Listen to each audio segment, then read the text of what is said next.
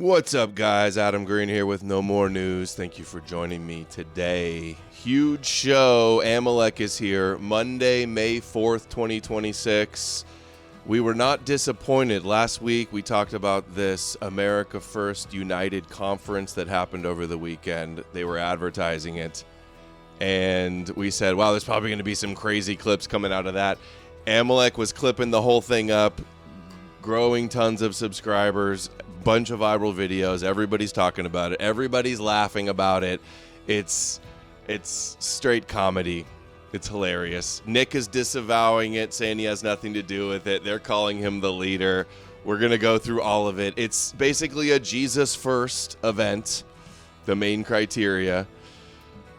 Some of your first thoughts, Amalek? What's up? Thanks for being here.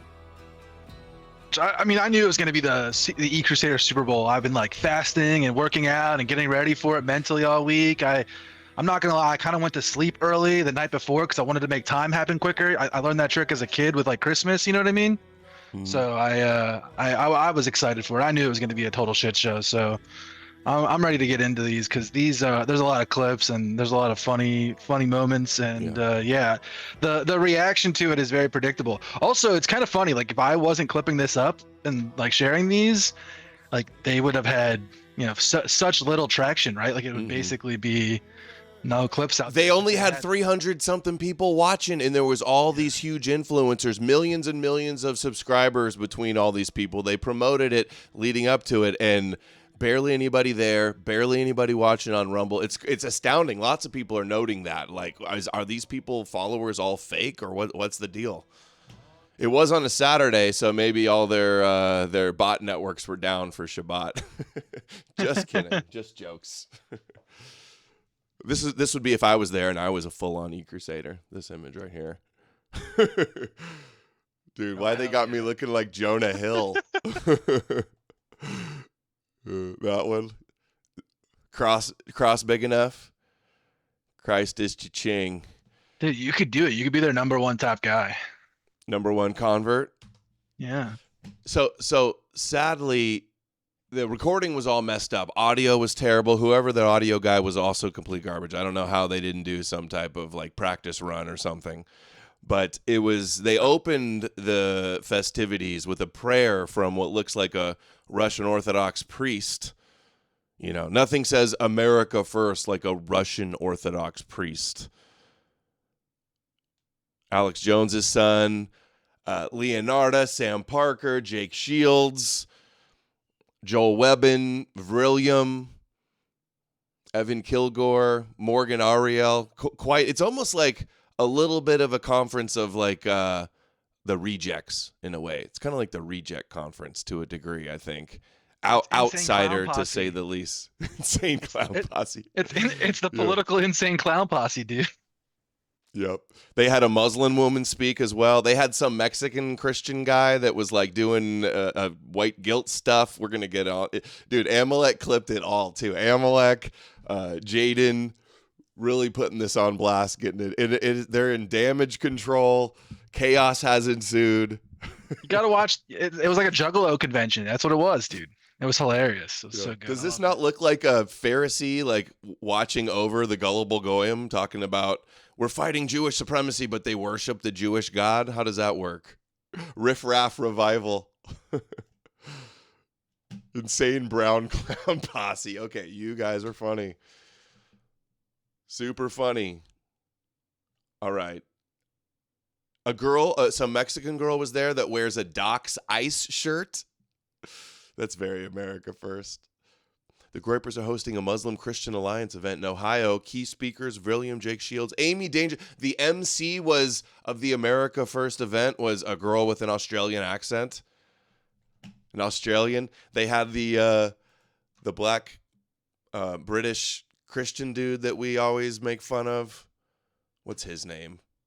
It's been in all the Calvin different Robinson? Denominations. Calvin Robinson, yeah. Yeah, he was good too. He was. Well, we're going to watch some of his clips. Yeah, Calvin Robinson. I mean, if that's not the face of America First, I don't know what is. Crazy he still wears the outfit, dressing up in robes and shit. But all right. Let's see. First clip. And we're going to play the Alex Jones onion stuff too. Oh, powerchat.live/KnowMoreNews. We're turning that on as well. Let's hit the big Monday goal. This is going to be a fun stream, epic stream. Amalek's here. Indomitably Base was there.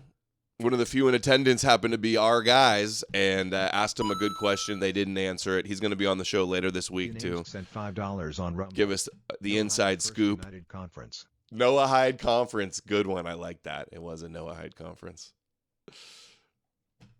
Okay. So, first clip. I love this. 1.5 thousand likes. Amalek's about to hit 10K. See Through It All just hit 25K on Twitter. John's about to hit 10K. Amalek's blowing up. From having thinking last week or 2 weeks ago that you lost your account to now blowing up. Yeah, it's great. I was thinking putting about that this today. on Like, what blast. if I didn't Yeah. have my thing? I would have sucked. I do think that like when I got banned, it wiped off like a lot of the tags on my account that must keep me suppressed and things like that. It had to have happened. But let's get into it, dude. These are so good. This clip right here is so. I was gonna add sound effects and stuff like that to this, but Bruh. $10. I'll add the sound effects. Let's friggin' go. Let's go, Savior. Okay, first one. Go ahead. You can do it. You wrote it. here Joel's gonna close. Oh, Joel Webbin closes out his speech at the American First United Conference and explains the pillars of his beliefs being Christian nationalism, patriarchy, race realism, and anti-Jewish supremacy. And then he hands the stage over to a Muslim woman. Let's watch, guys. I every time I think of Christian nationalism now, I think of this meme from one of our guys. Because this is the meme that they do, right? They go like Protestant Orthodox Catholicism. And I like doing this one. Joel's I didn't clip up a lot of Joel's speech because he basically Corey Mailered up there, by the way. Just so everyone knows, that's why I didn't clip up his speech. He went up there and just Corey Mailered out, just droning on and on and on and on. Like I don't know what he was slotted for, but I think he went over time based on how they were talking about it and managing time and saying I think he went over his time. I think he like double went over his time. Was he not one of the highlights of the event, though, in like a lot of people's minds? He went on for like 45 minutes almost, dude, or something crazy. Yeah. He likes to talk. He likes to hear himself talk in his NPR voice. He was Mailer maxing. He was just trying to do a Mailer impression. Okay, so let's see this one. The four pillars. The four pillars. Those are the four pillars. Christian nationalism, patriarchy, race realism, and anti-Jew supremacy here in a non-Jewish nation. Thank you. Non-Jewish nation, but worshiping the Jewish Messiah. That was and incredible. the Jewish God. As you guys know, we are running a little over. If I could have everyone please keep in their seats. We're going to have a couple more speakers and then a panel.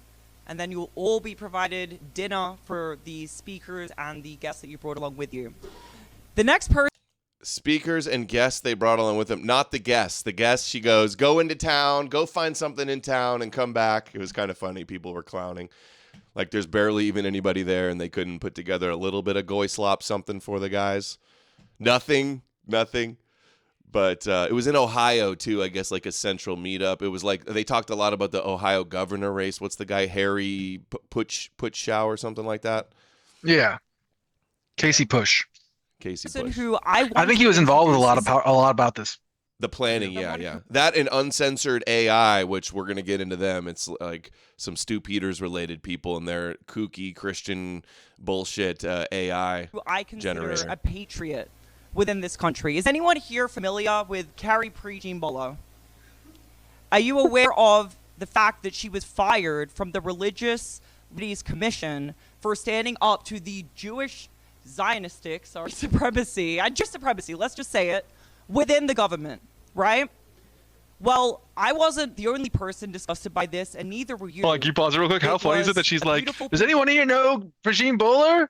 And then they're like, yeah. It's like, well, we don't have her. We have assistant to Regine Bowler. Yeah. Right? It's like, oh, right? Like, she was like trying to hype it up. And then, dude, right out of the gate, this whole like, oh, we meant Zionism supremacy. And I slipped up and said Jewish. My bad. Tee. Like, okay. What the fuck are we talking? What are we talking about? These guys, like, is that really gonna break the optics of what you guys are about to do? Like, this is ridiculous. You guys have you have Stu Peters involved in the thing, guys. Come on. Vril Vision says, "Who's this British hottie?" We should watch the Vrillium video on her. Can you pull that up? Yeah, I got you. Samira Munshi, and she's going to speak here next and tell you a little bit about that experience and why she resigned in protest after that happened to Carrie. Come on up.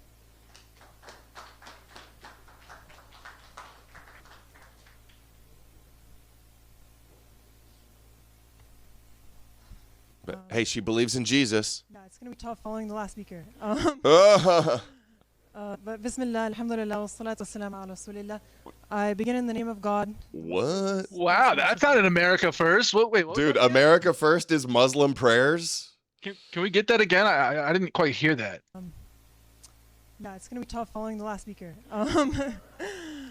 But Bismillah, Alhamdulillah, wassalatu wassalamu ala Rasulillah. I begin in the name of God, the most gracious. Dude, the captions nailed that. In the name of God, Jesus, Isa, peace be upon him. The most merciful. We all love Jesus. That one got 1 point. Oh wait, that's the same one. Christian nationalism, Got 1.5. patriarchy. Let's see some of the quotes. Captive Dreamer says, "You couldn't parody this." Reality is a Babylon Bee article. That's funny. This would be like a Babylon Bee. The Zionists are going crazy laughing about this. Like, you're Christian Muslim, America First Alliance. Drew says, laughing my ass off. Who else do we got here? Me. All right. Let's do next clip. Oh, a little more from her. This is you Our also. society here. It's be the reason that children get to grow old. Oh, dude, it's way too That the quiet. young can become the elderly. That people here can afford their rent and groceries and aren't sleeping on the streets.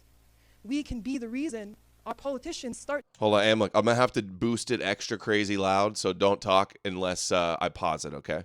Sounds good. If you want to interrupt, just like whisper something.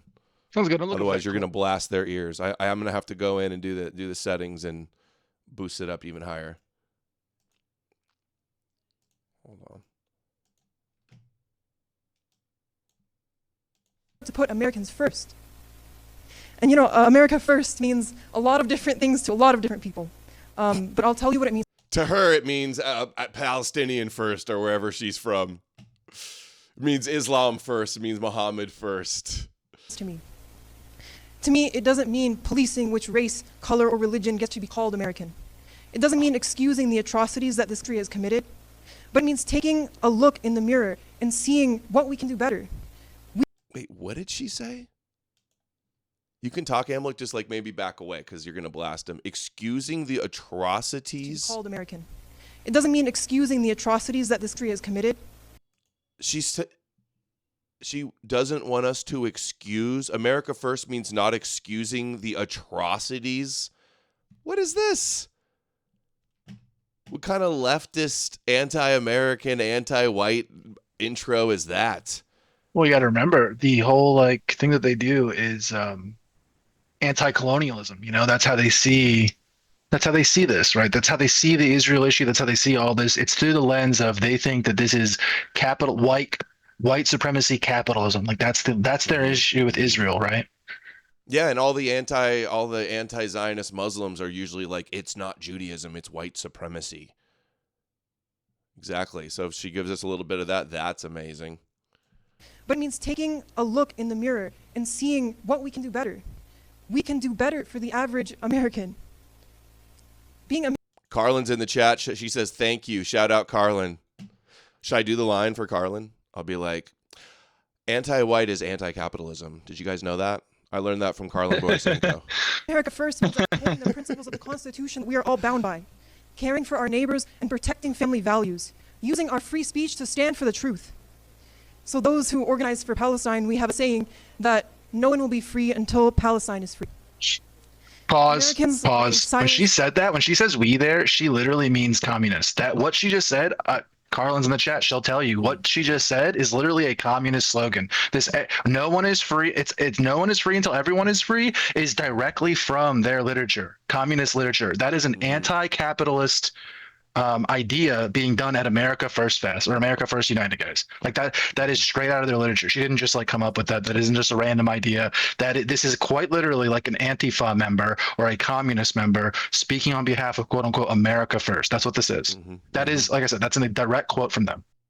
I just noticed the background with the bookshelf and the books. Nice touch. I don't know if that was already in the room. Probably was, but that's a nice little backdrop, I got to say. Very sophisticated. Banned, arrested, attacked, and even killed for speaking up against Israel. The only way out is to take away its power. And to do that, we need to end the Zionist occupation of both Palestine and the United States.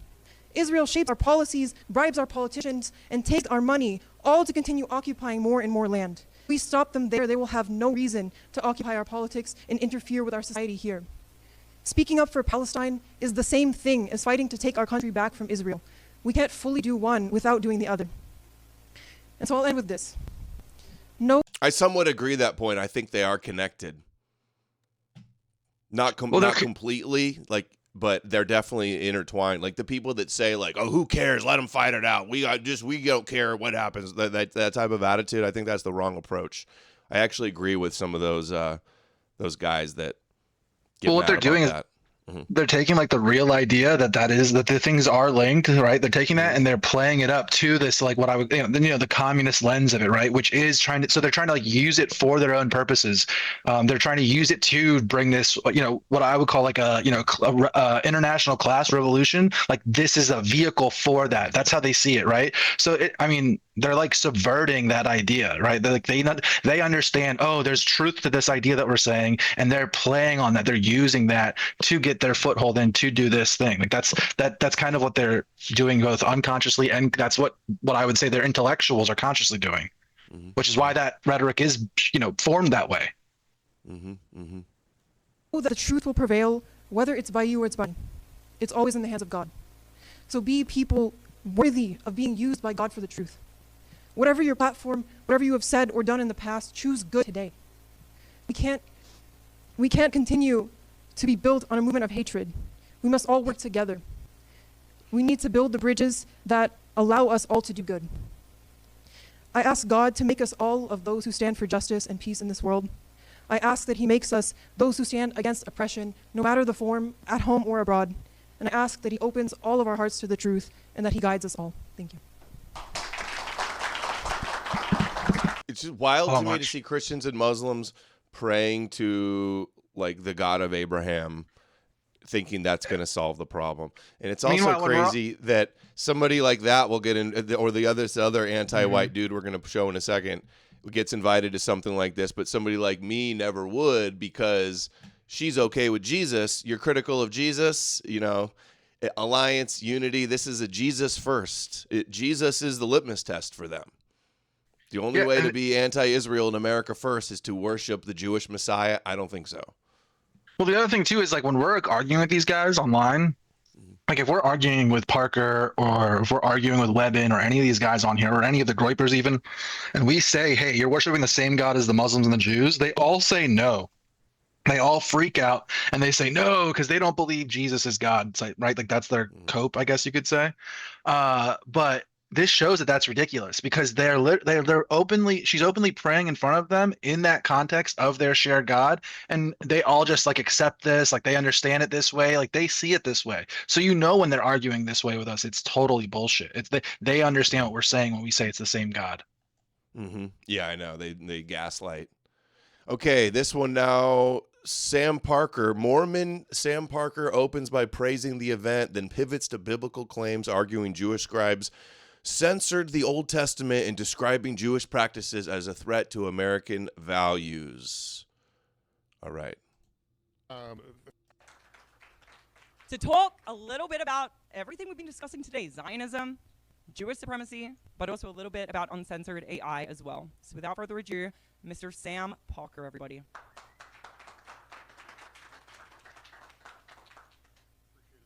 I hate, it's a pet peeve of mine when people say, with further ado, bothers me. I think she does it before every single person, too. I heard it another time in another clip. Appreciate it. Thanks, everybody. Oh, yeah. Boy, David, that's a tough act to follow. I almost want us to walk out of the room for a couple minutes, come back, reset. It's like if we ended it right there, I'd have been fine, Fantastic Mark speech. All the Crampton, speeches were great. 67 cent, $5. Small hat challenge. That's right, Small hat Mark. Challenge. That is right. Thank you for reminding me. Gallo dance. $10 America First means Yeah. uniting with communists that want us dead.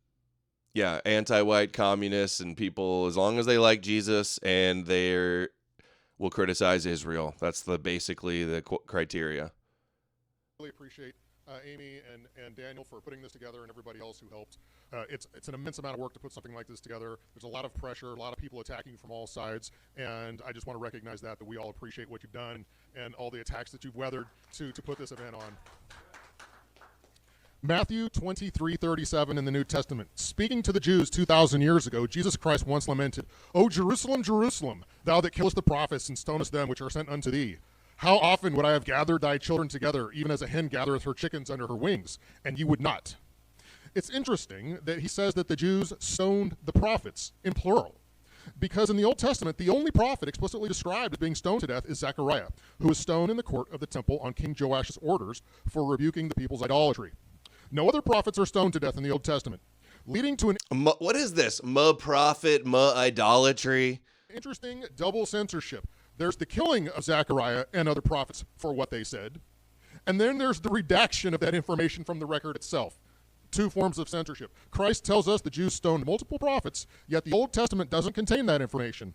The Jewish scribes responsible for passing on that information left it out of the record. They redacted it. They deleted it. They censored. He's saying Jews killed more of their prophets, but they cover, like what? They killed, he says they killed Zechariah or Daniel? Zechariah is what he said, right? Yeah, it's So what, you think they killed Isaiah too? Like, oh, they keep killing all the people that prophesy them ruling the world. Like, does that even make sense? Oh, he said they're sinners, so they killed them all. This is what we're mad about? Jews supposedly covering up the murder of their prophets. Their prophets are prophesying to rule the Goyim. Who, even if that were true, who gives a shit? Anyway, your take on it? I just think, Richard said it good. He said, "Oh, the Jews stoned a Jew to death only for news of the event to be covered up by the Jews. Thankfully, years later, a Jew revealed the truth in an angry outburst against the Jews. Christians then blamed the Jews for the whole thing, and even worse, the Jews then killed this Jew for telling the truth about the Jews." Yeah, the whole thing makes no sense. It is so stupid. St. Paul, Thessalonians, says, "The Jews who killed both the Lord Jesus and the prophets and also persecuted us have become enemies of the entire human race." So that is an extreme form of censorship, murder, assassination. But that part wasn't censored. That's in the Bible. And it's an interpolation. It was actually Christians that added that in after the temple was destroyed and Paul was dead.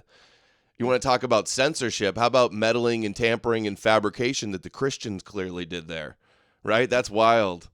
Yeah, that's what I had said. That was kind of my take about this is like, I now that I kind of understand these stuff and understand like the biblical arguments, I never understood this, but if I understand like Jews must be seething about this. They must think this is evil. You're sitting there and accusing them of editing their text and, oh, you're not doing your religion right and all these other things, right?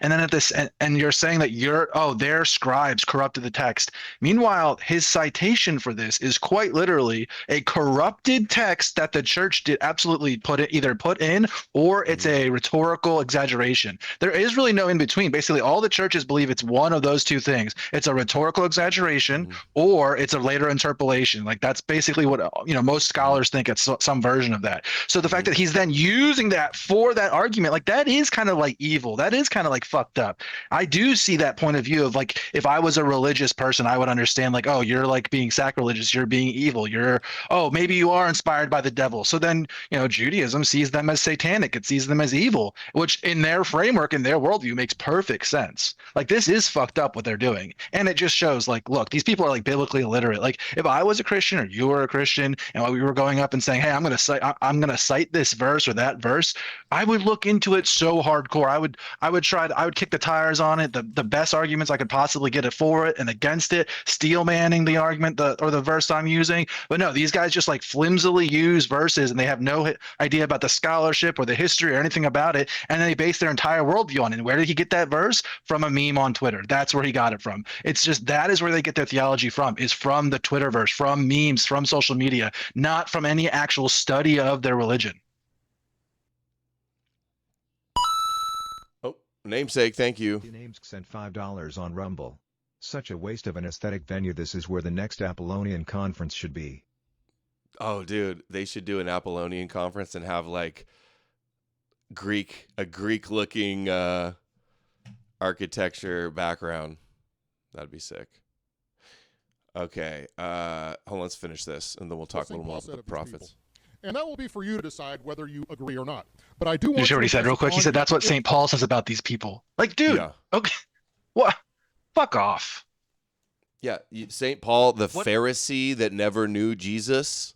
What else did St. Paul say to you? How did he tell you to treat the Jews? How did he tell you? This is why everyone thinks it's ridiculous, because you can read Romans, you can read Corinthians, you can read Galatians and the other places of Paul that we know are authentic. Right. You can never anti-Semitic like in Thessalonians in his letters. Yes, yes, exactly. He views his mission as the restoration, or as the salvation of Israel itself, basically. And the reason that people think this is an interpolation and it came later, because Paul died before the temple was destroyed in the 60s AD, but it says here, number one, forbidding us to speak to the Gentiles. Is that not like feel like bullshit? Like, hey, these Jews are so evil, they won't let us come save you. But like, you're really brainwashing and conquering paganism by getting you to believe in Jesus. Oh, hey, there's nothing these bad Jews who'd hate more if you all bow down to our Messiah, goy. Like, that's kind of the trick, the reverse psychology. But this is clearly talking about the temple, so Paul didn't write this. For the wrath is come upon them to the uttermost. So clearly that's talking about the temple's destruction and them being, cast into diaspora.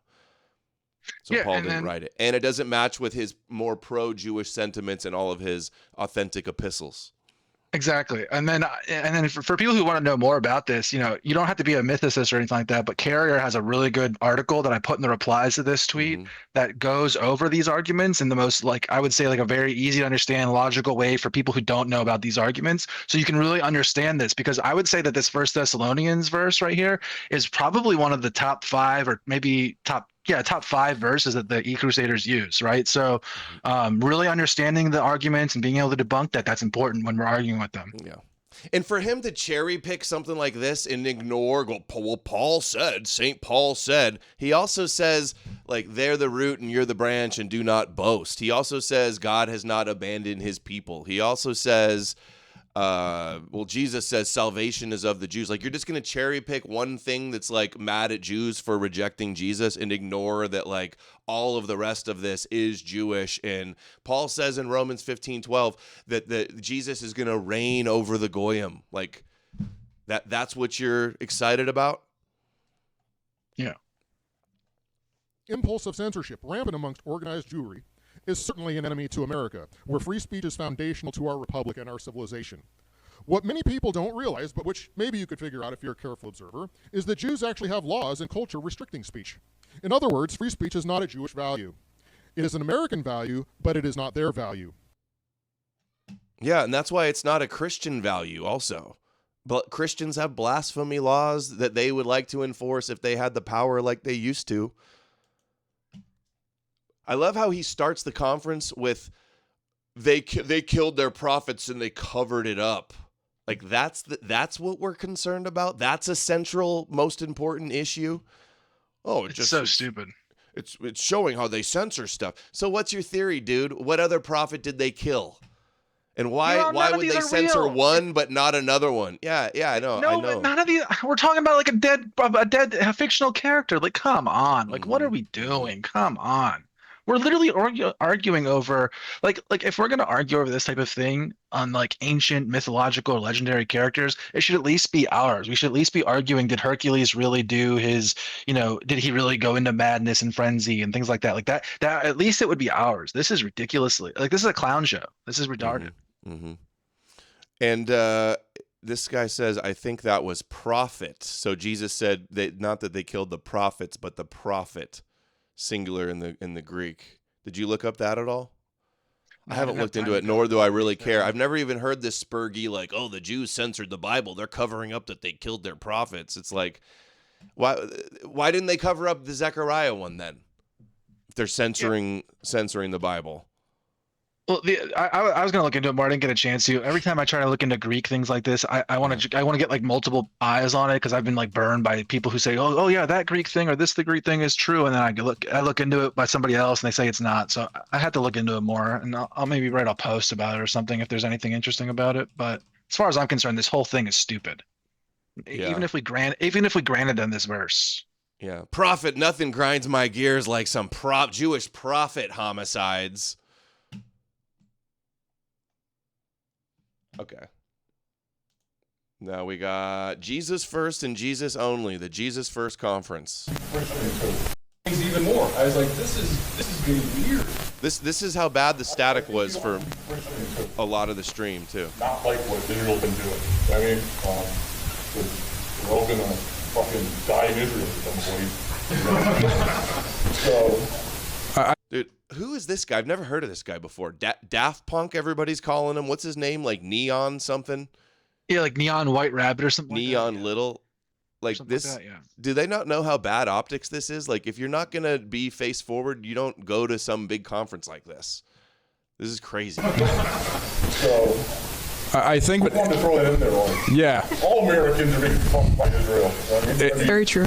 Trump being fisted by Netanyahu right now. That's true. And Amy asked, what is the solution? Oh, is that Chris Burnell? No. Was Chris Burnell there? No. No, that's not him. I got it mixed up. He's going to be in the word world debate.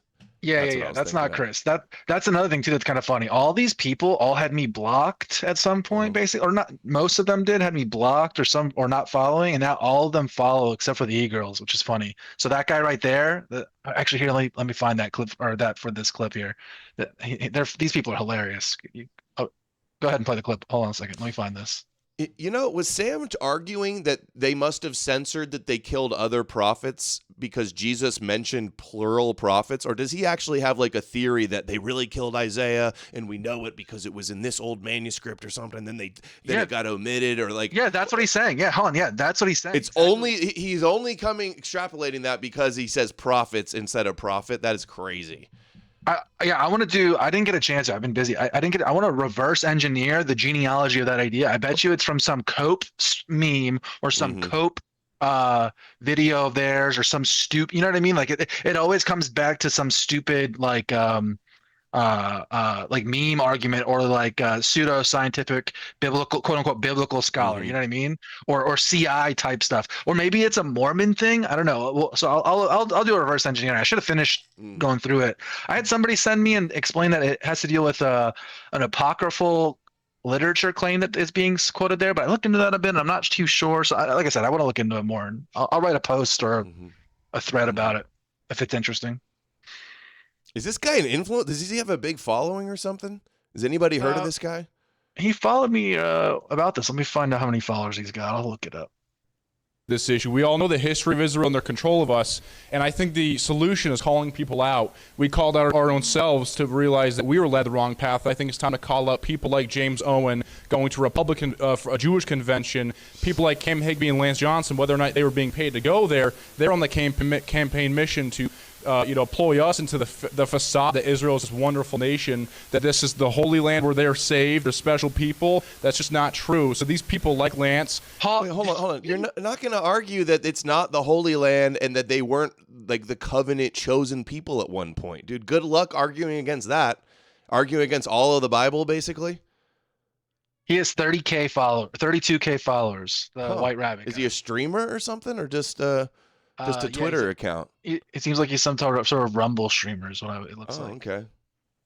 It's the Holy Land where they're saved, they're special people. That's just not true. So these people like Lance, they're saved. That's the problem. Calling people out finally, and that's how this. We got to wake everybody up that the Jews aren't going to heaven if they don't believe in Jesus. What are we doing? That's the problem. Shoulder pads, ass bitch. Yeah, those shoulder pads. That's the worst. I just posted in the chat here. Yeah. Okay. Something for after this clip. All right. Absolutely. Like I said, I think that their campaign used to get...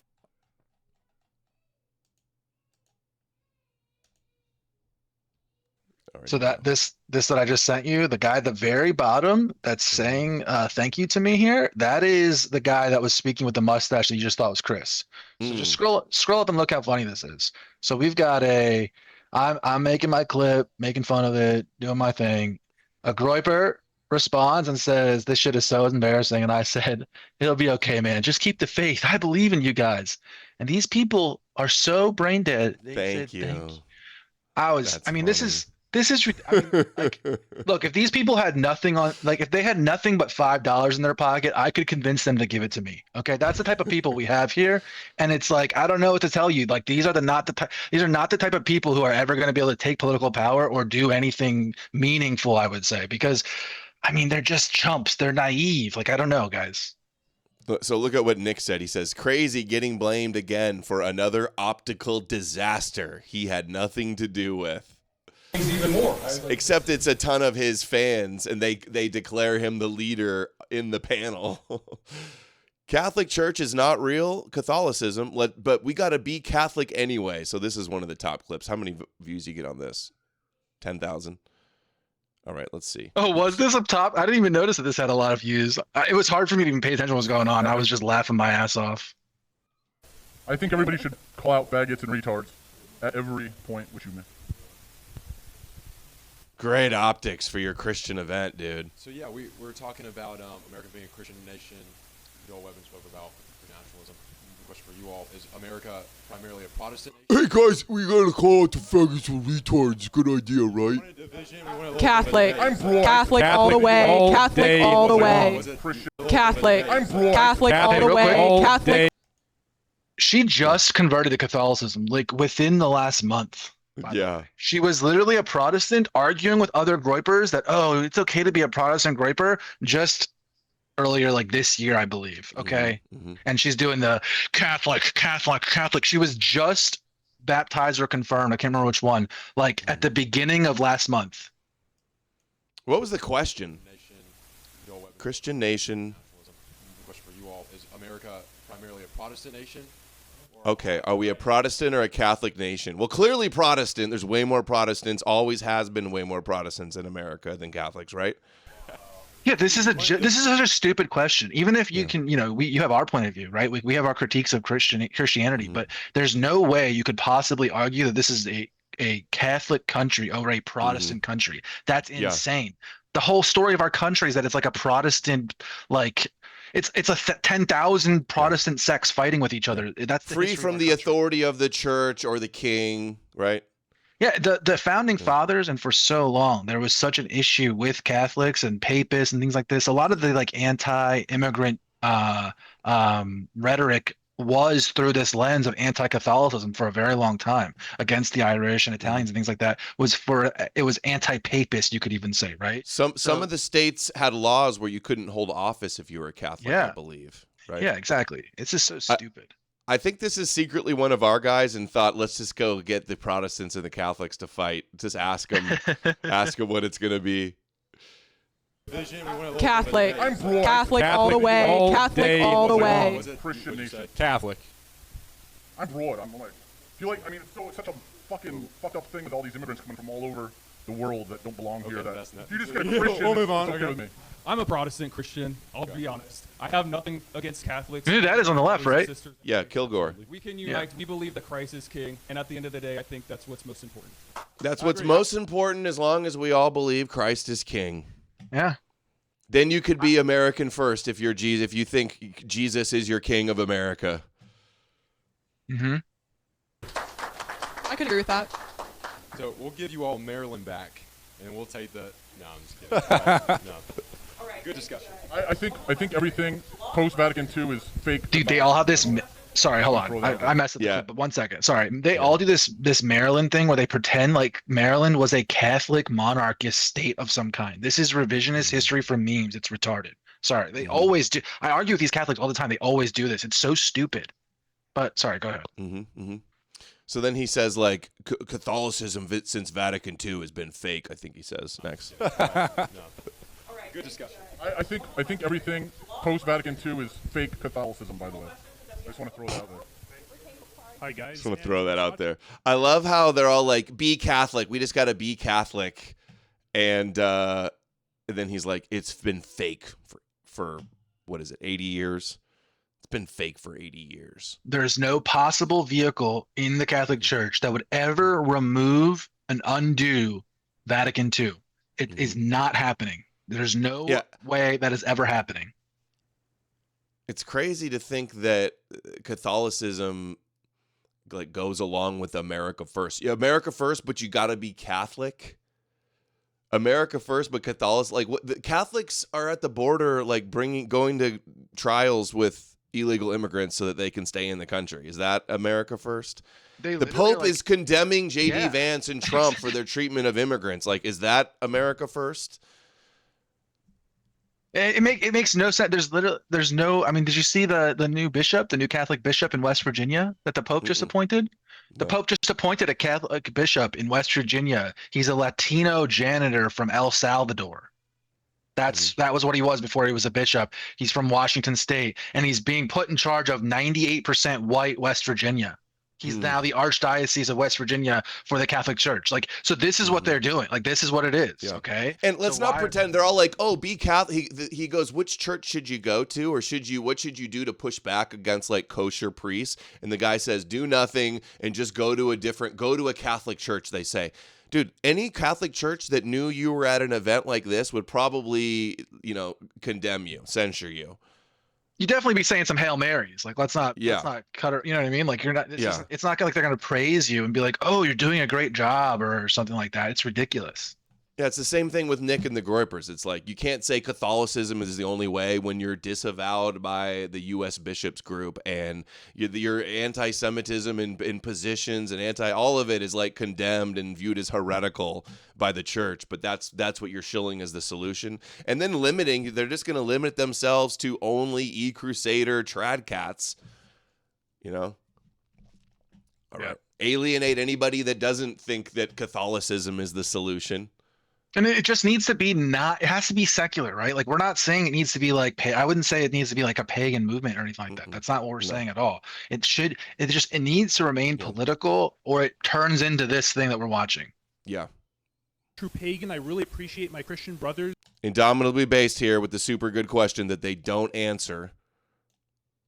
For obvious reasons, because they don't have a good answer. Hi guys, as an Assad true pagan, I really appreciate my Christian brothers here today and sisters standing up for anti-Zionist Christians and for Palestinians, etc. My question is, how do you fight against a corrupt pastorate and priesthood that in many cases expels sincere Christians from their own churches only for sometimes talking to people that they don't like or expressing any kind of anti-Israel sentiment? Is it necessary to take power institutionally in your churches, to form new churches, to expose these people that are betraying their own parishioners who are usually more sincere than they are themselves? How do you propose to answer it? I would say when you're in the house of the Lord, I think it's wrong to try to tear down and expose. I think what you should do is if your church is corrupt, if your church is Zionist, just stop going.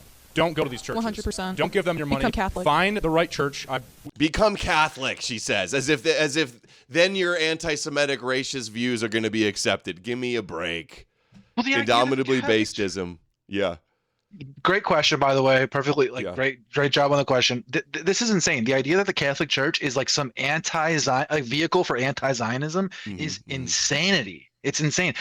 At most, you could say they're neutral. At the very best case, you could say they're neutral, and they're writing like strongly worded letters. You know what I mean? Like that's basically the extent to what they're doing. Well, at the same time, they're doing the racial importation, right? Well, and at the same time, fighting against quote unquote anti-Semitism. Right. So they're doing so you can't really I would say that they are like philo-Semitic. I would say the Catholic Church is philo-Semitic, even through the lens. They definitely don't accept anti-Semitism at all. Exactly. Yeah, exactly. So at the most you could say they're neutral, I guess. You know what I mean? Like this is so stupid. Yeah, just he goes, don't go to any of the bad churches. Don't try to win them over. Go. Yeah, come in. Go to Catholic churches as if Joel Webbin would be accepted at a Catholic church. Okay, guys, you guys want to see the new member of the family? My daughter just brought him in.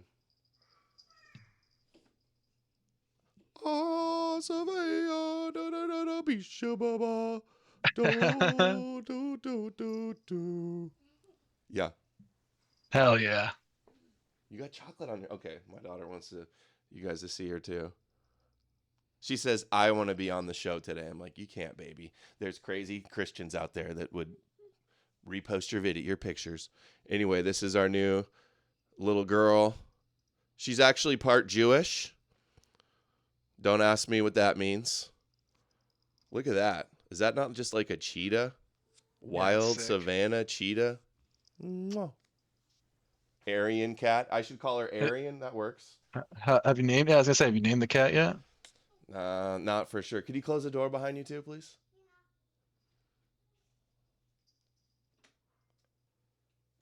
Better be careful what you name the cat. Everyone has to approve the name. You know what I mean?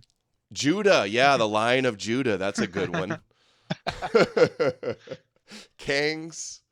No, it's not a Bengal. It's a F3 Savannah for a crazy good hookup price from none other than Top J, Adam King. Adam King had a litter, and it worked out. We got a cat. Hell yeah. So it's a Jewish cat. Might be a fake cat, robot, Mossad infiltrator. He's bugging my house with a fake robot Mossad cat. Well, you better be careful if it's a concern that I had.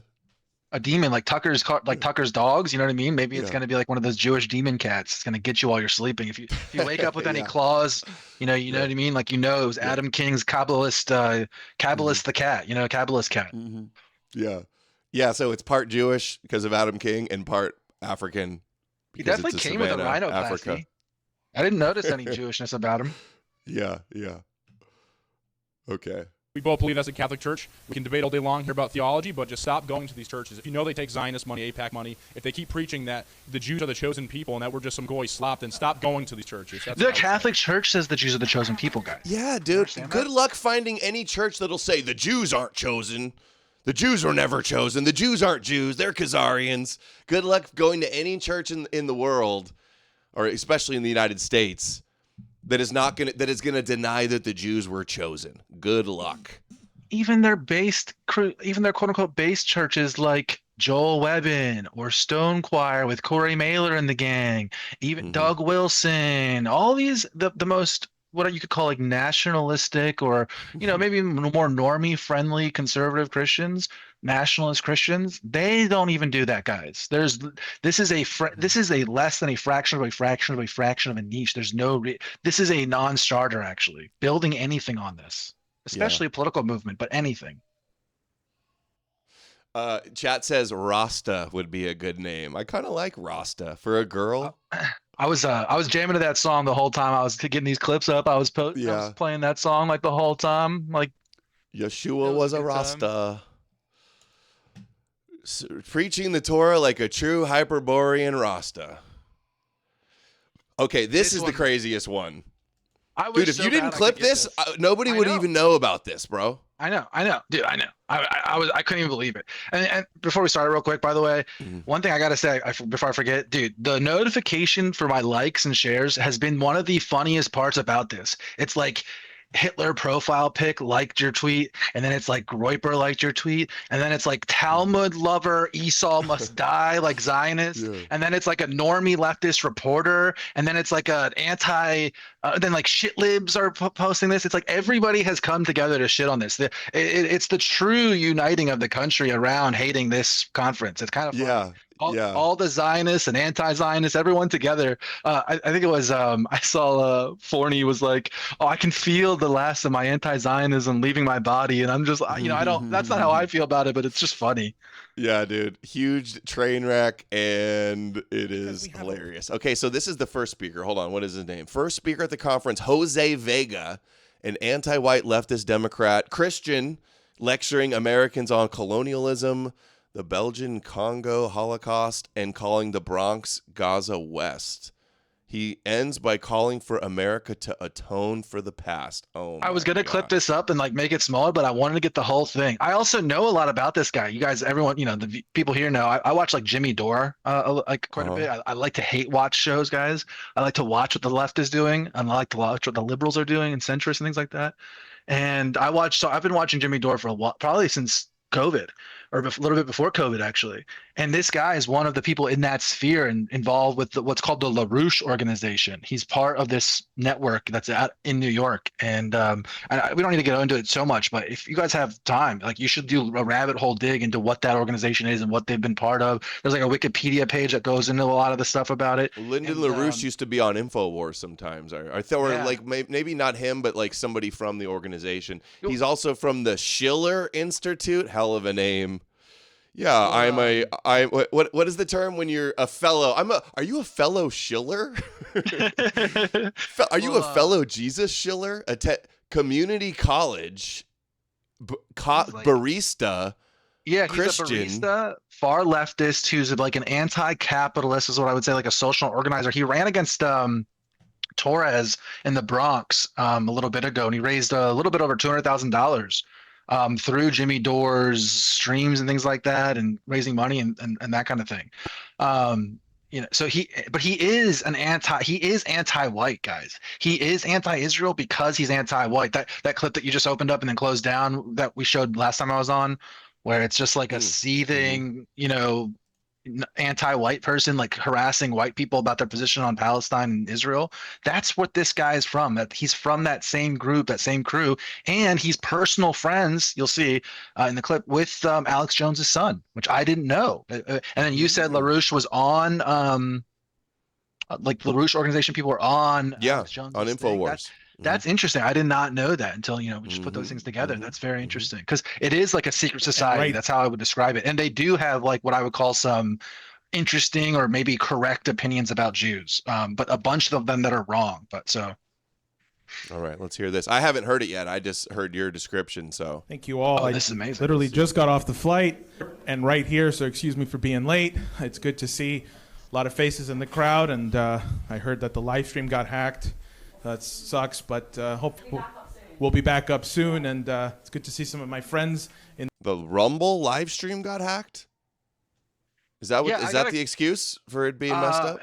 Yeah, and I have a clip for that I can share after this one, where William is talking about it. I think that actually, I think that there's good evidence for this actually, not just from William, but other people were sending me things. I think that there was some sort of not hack, maybe it was a hack, but like DDoSing going on their event, and they said it was from the Middle East, which to me, like, I don't think that they're like, oh, it was Israel and something like that. It's very easy to like mask where a DDoS is coming from, or like redirect where a DDoS is coming from, and it just as easily could have been like basically any actor in the world could have done this. Maybe it was like a Jewish person. Who would want to shut down this shit show? Well, that was my take. Like, Mossad, if you did this, like, you fucked up. Like, I don't know what to tell you. Like, Mossad, you should have boosted it with bots. They were in the room blaming it on Unit 8200 is what I was told, which is hilarious. Yeah. Well, that's kind of like the meme. Anytime there's a tech problem, you always immediately blame Israel. In the audience as well, Rex, Tim, good seeing you guys.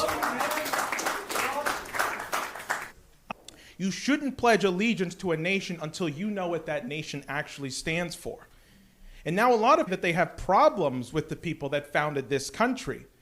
But my question is, do you have a problem with what this sentence says? Because if you look around America today and you look that say they have a problem with the people that founded this country, I actually think that they have a problem with what this sentence says.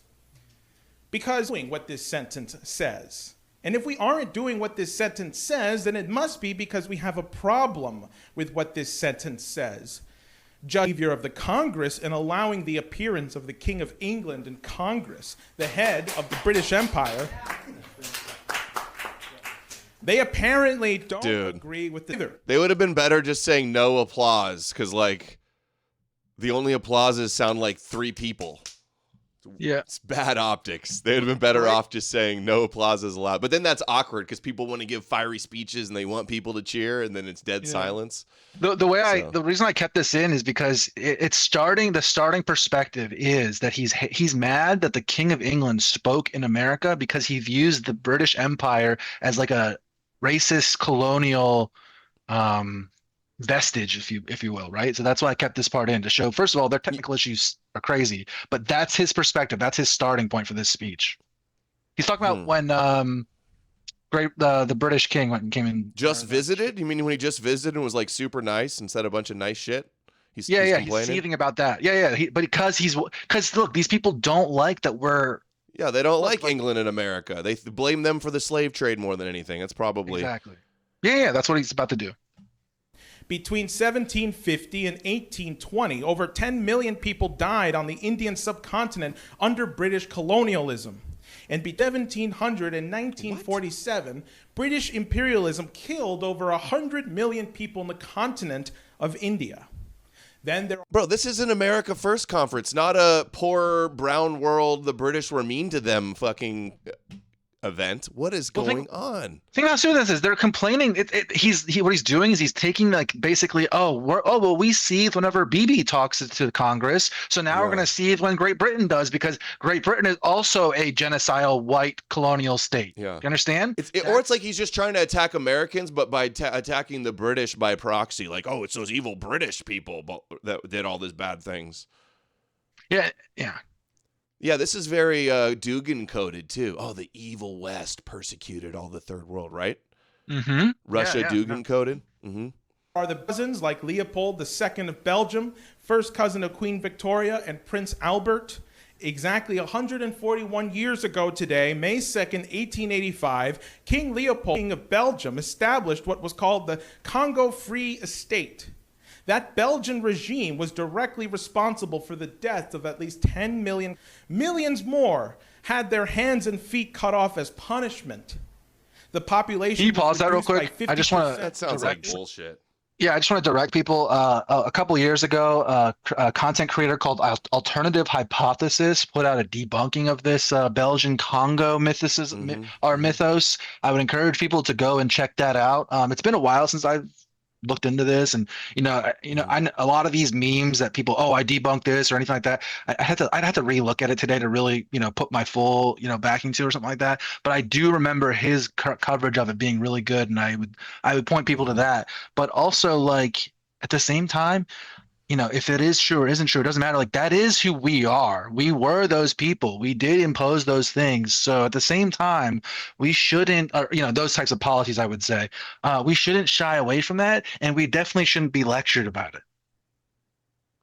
I don't even know the context. Did they lose a war, or are these like criminals? Cutting everybody's hands and feet off sounds...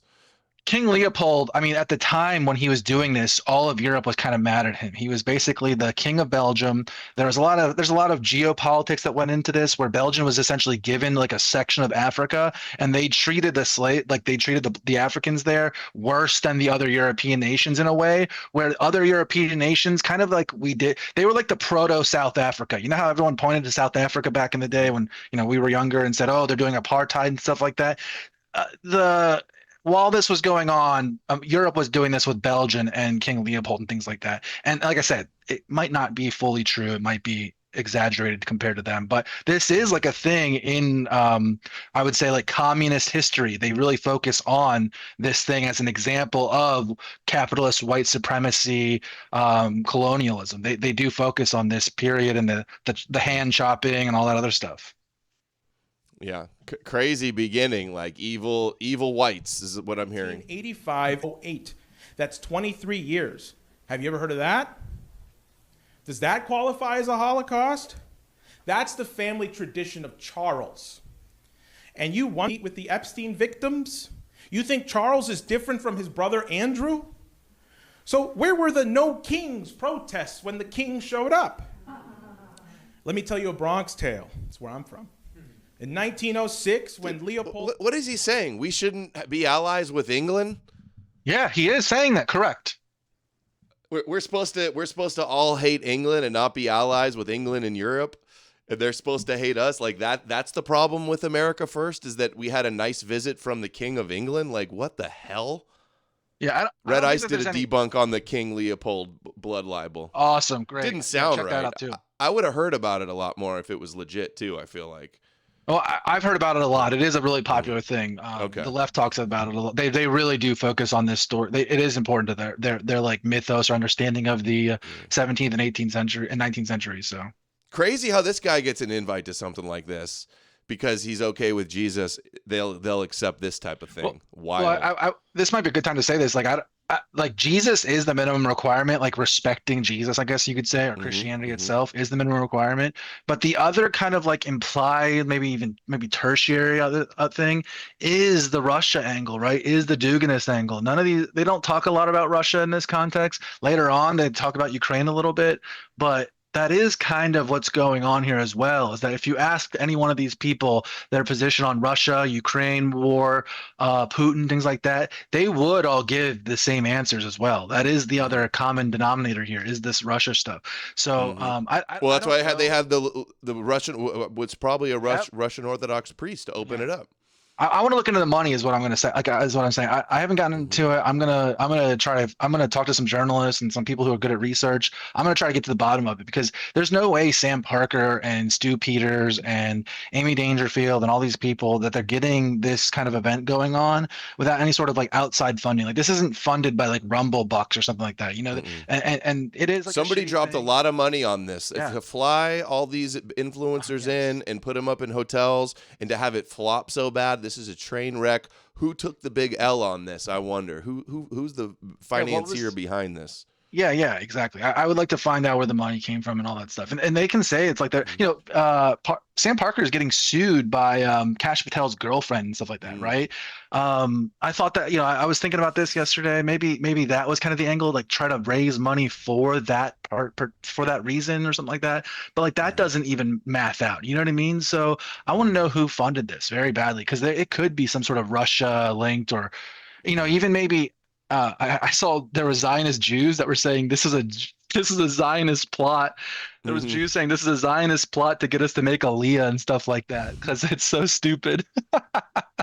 like they're like hinting that Likud or Bibi might be backing something like this, which is funny, right? Yeah, more likely it would be through the Russia faction. It's kind of ultimately the same thing. But let's see some more. Oh, dude, I love how this turns into a poor Africa evil white speech. This is the first speech, guys. In 1906, when Leopold was killing these 10 million people in the Congo, a Congolese man in a cage at the Bronx Zoo. That's where I come from. His name was Arabenga. They put him on display in a cage with an orangutan. One of the founders of the Bronx Zoo was named Madison Grant. He was a eugenicist. He was a member of the Board of Trustees of the New American Museum of... He wrote a book called The Passing of the Great Race, which Adolf Hitler referred to as his Bible. Grant was very involved in the anti-immigration movement 20s 100 years ago. Do you think that he, Madison, or King Leopold... Hold on. Are we smearing... Is that a bad thing to be anti-immigration now with this America First event? That's amazing. The names sent $5 on Rumble. There definitely is some essence of a Russian up here. I believe that. Yeah, of course. It's all these people that we're suspicious of already with that. Chat says plot twist. It actually was an orangutan. That's funny. It's funny because I was just sitting here thinking, like, every single person in the crowd that he's speaking to, essentially, including Calvin Robinson, has basically, definitely, almost assuredly posted and or liked a comparing black people to monkeys or orangutans meme, right? So he's like sitting here like lecturing people who would be posting the modern day version of what he's complaining about. How silly is this? It's so stupid. But and also look, if complaining about eugenics is ridiculous. If you're not doing eugenics, you're doing dysgenics, okay? So fuck off. We're not gonna have somebody sit here and lecture us on eugenics. Fuckface. It is interesting, though. He's like basically framing the idea for Hitler came from an American Madison Grant.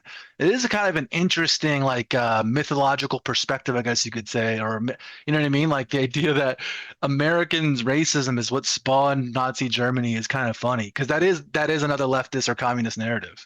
It's funny. Are you there? Yeah, sorry, I was just reading about it. I was reading about this thing. ChatGPT says it is true. Oh yeah, you're gonna see it. They're probably like, evolution is a big deal. They're like, look, guys, we fucking went to Africa, and there's guys that look completely different. They've evolved to be still in Africa, like where the apes came from. Like, that's crazy. Is this it? I mean, yeah, like I said, this narrative is I would say like well documented within leftist scholarship or and even mainstream scholarship, because most scholarship is left wing, I would say. So that he's not like pulling this from his ass. I wouldn't say this is equivalent to like flat Earth 3, or maybe it's not in the same realm as like Holocaust revisionism or anything like that. It's not outside. It's not that far outside the Overton window or anything like that. This is within what I would say is authentic scholarship. Yeah. I just disagree with their conclusions or blaming white people for it. I would say we should just own this type of stuff. The mythos is that we were like evil rulers of the world or something like that. Like, we should just own that. You know what I mean? That's how I view these types of things. Yeah, they're like they're into evolution. They're like, look at this like monkey man that we found in Africa. It's kind of like, you know how they used to do the circuses too? They'd be like, look at this crazy thing, right? Feline supremacist sent $10 for the new baby keep. Thank you. Feline supremacist. Yeah, cat dad. No, I haven't had a cat since I was a kid, basically. And like the reason that they were there doing that, like to some degree, was to like missionary there. Like, that's kind of what was going on, is if you were an African living there and you accepted Jesus and you basically converted and things like that, you were kind of like immune to a lot of these things in some ways. That they kind of made but so that is that, Christianity was also part of this. I mean, like bringing this up at a speech at an America First speech today, like this just feels like blood guilt. Over 100 years ago, one little incident happened with this crazy dude they brought over from Africa. Unbelievable. Believe that all people were created equal? Do you think that AIPAC believes that? They would acknowledge the genocide that happened in Congo the same way they speak correctly about the killing of over 6 million Jews in Europe. The genocide in Gaza come from the same place. Oh, guess what, dude? Sorry to interrupt, guys, but this guy says he added in the priest. You're telling me there wasn't really a priest? That's why you didn't find it in the video. You trolling me, dude? Spiritually No. Oh, no. They said I added the Russian. Okay, so he was there. No, he's saying he added it to the stream because he's the one that got that picture for us. Maybe he did add it. I don't know, actually, now that you're saying that. Okay. Thank you, spiritual feline Wait, now I'm second guessing, because I thought that's what he meant, but now I'm looking at I don't know. So I don't know. Maybe they did. Yeah, that'll be hilarious if I got tricked like that. And funny meme. Thank you for the cat donos. You just bought the water bowl and some of the food. We believe that all men. Oh, that is funny. I think he did add it like that. Maybe, I don't know. Hold on. What I just said is anti-Semitic. I say that you either stand against all genocide or you stand against no genocide. Injustice anywhere is a threat to everywhere at all times. That sounds like another communist fucking mantra, right? Injustice anywhere is injustice everywhere, right? Yeah, that's literally what it is. Yeah. Fraud. That's how they see it. Speak the truth is the motto of my campaign. Another way to signifies silence. And that's what declaring independence means. Now, what do I intend to do for the United States and therefore the Bronx? Oh, it is an AI image. That is funny. Dude, got us. Silent. That's Never so stay funny. silent in the face of what? That is so crazy. I got trolled so bad on that. I need my excuse. I can't find it. You know to be a lie. The Palestinians are suffering genocide, has to stand up and stop it. We call the Bronx Gaza West because we know what will happen to the Bronx if we don't stop what's happening in Gaza. Because we had rich people 100. Real quick, calling the Bronx Gaza West is fucking insane. First of all, the Bronx is extremely Jewish. First of all, and so, okay, there's tons of Jews in that area. First of all, and in and around that area, we'll say, and there's not like comparing the two is insane. The only way you could possibly have that worldview if you're an extreme communist, like an extreme communist, an extreme anti-white or anti-capitalist communist. Yeah, I think he's just trying to latch on for his political run. He's trying to latch on to the Gaza issue to try to link it to him. I think that's more like why he's running with that rhetoric. Is this William's boyfriend? I don't think so. years ago, like Madison Grant, that helped Hitler inspire his final solution. And we will fight that literally against complain all about people, Hitler. all cases. And our alternative is called the Oasis Plan. I want to see 10,000 engineers come out of the Palestinian region. I want to see 10,000 out of the Bronx, out of the United States, developing and rebuilding. Good question. The cat's not too scared of the dog. The dog's, I have a Boston Terrier. He's like shaking and scared of the cat more so, but they'll be fine. They're doing well. It's only been one night. Yeah, and then he just mentioned this thing called the Oasis Plan. I looked into it a little bit, and it is from this Schiller Institute, and it is from the LaRouche plan, the LaRouche organization. And here, I'm going to put it in chat real quick, and you could just show you should show the top of their banner for this. I want to look into this a little bit more and see like what's going on here and what their plan is. But I just noticed this too. So they really are about uniting the left and the right. That's why they got the blue and the red in the Edom Eagle logo. They were doing that on the lead up too with like the posters as well. The destruction and damage that we have created will be a better future for all generations, for our posterity. That is the American idea founded 250 years ago, that the way to atone for the past is to build a better future.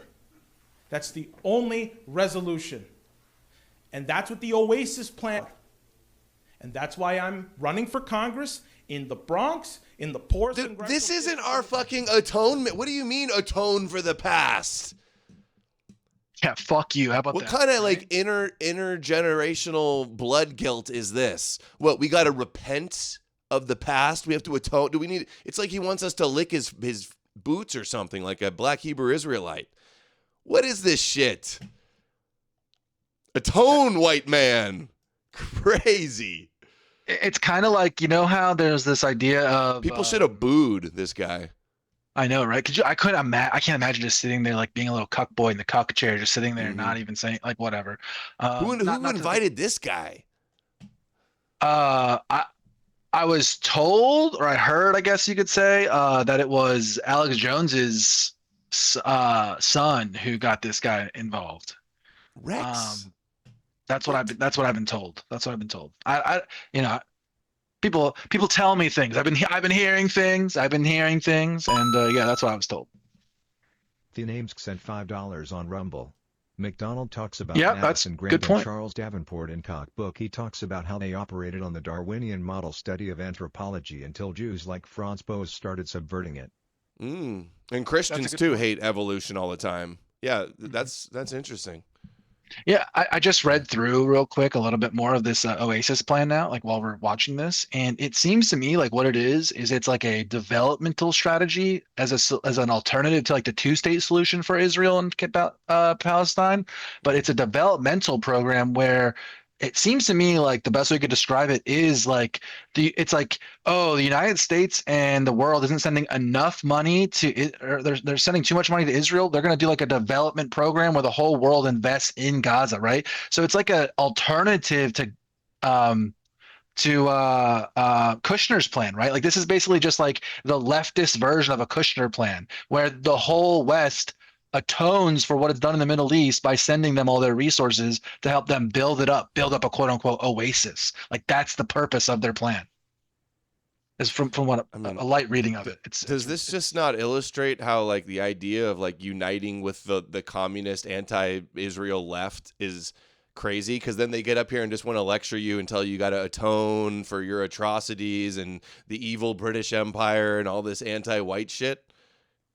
Why? Yeah, like where we overlap with the left, the usefulness is that we can get them to come to our position. We can like change, like, oh, they're mad because it's white supremacy, colonialism, Zionism, and the fault is with Benjamin Netanyahu. And like all we need to do is like a very slight turning of that idea, a very slight adjustment of that idea to explain that it is Judaism. Judaism is part of it, and all our things from our perspective. Like that's the real like utility in any reach out to the left, right? Is that they have a starting point that's like kind of similar to ours.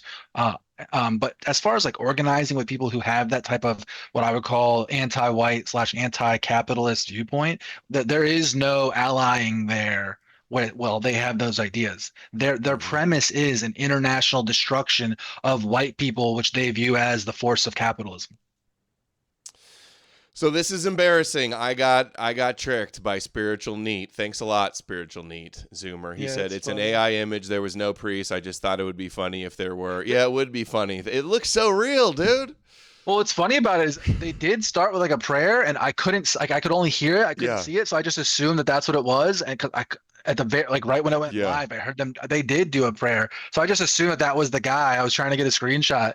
That's so funny that he did that. Got me. If you look closer too, you could see that like they're all just talking to each other and looking at each other. They're not even looking over at I thought I saw Jake looking like, what the hell's that guy doing? So funny. My apologies. I fell for something. Don't call your lawyers. Listen, everybody, don't freak out. Don't call your lawyers, all right? We make nice. Everybody's happy. All right. Sorry. He could have been there. It would have made sense. Damn it. So got me. I was Boomer Maxi. I fell for the AI slop. I got boomered. Happens to the best of us. It was dude, the AI image creators are just getting too good. Damn. They did do a prayer though. I wonder now. I want to know who did the prayer, because the prayer was, I heard it in the very beginning, like the tail end of it, and it was like I mean, a cucky prayer, I guess. They're like, blame Amalek. It was kind of my fault. That is true. I did fall for it first, I think. You told me about it, yeah. Well, because I kept saying, we need the clip. We need the clip. I got to see what he said. I want to know who invited him. Well, you know what's really funny about what's really funny about this clip is, so I woke up, the day after it happened, because I was up until like 2 a.m. clipping it, and then I woke up the next day. I was like, okay, I'm gonna wake up in the morning, I'm gonna start it from the very beginning, and I'm gonna get my coffee and go for a run and walk my dog. And I started it. I went up to start doing that, and within like a minute and 30 seconds, I had to run back to my desk before I finished my coffee, because it was this guy. This is how it started. This is how I started. And I was like, whoa, I have to clip this up right now. So I was this could have gone on the radar if you didn't suffer through watching and editing all of this. There's still, I have a whole, cause what happened is I watched it live on my TV. For whatever reason, the TV app I had on my smart TV wasn't having the same issues as bad. So I got to watch the whole thing, and I sat there with a notepad writing down like an estimated time. You have Rumble on your smart TV app? Yeah. And yeah. So Rumble has an app for smart TVs. Yeah, for mine. I got I don't know. I gotta look into that. So the Rumble app was playing it fine. So I was watching it live while trying to like write notes. So I only clipped up maybe a half, or maybe a little less than or maybe a little more than a third of the clips that I found or saw. That's why I'm trying to get them to release a resynced version, because there's so many clips and so many funny things that happen that I just haven't been able to, because I have to resync it together. It's a whole pain in the ass. So. It's so funny. All right, let's finish this guy's thing up. Sorry. Optics Prime says he watches me on Roku TV. That's cool. Roku has a Rumble app. Not a commercial for Rumble, by the way. This is just news to me. Yeah. Anywhere else. And so thank you for letting me come here, addressing all of you. Thank you, everybody, for being here for the cause of uniting the country. Blue, red, it's got to go. And I'm glad that we have that dialogue starting here. Thank you very much. Wow, that's how is that the loudest? You're telling me there's that many people they can clap that loud? How awesome is this? I thought they were gonna boo.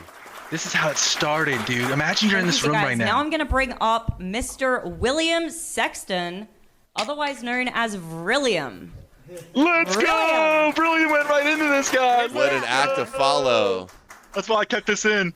Dude, Vrillium's the headliner. Tough act to follow, huh, Vrillium? Yeah, it's so funny. I did hear that AF Post reposted you. Yeah. I mean, look, those guys, we have our differences, but I do have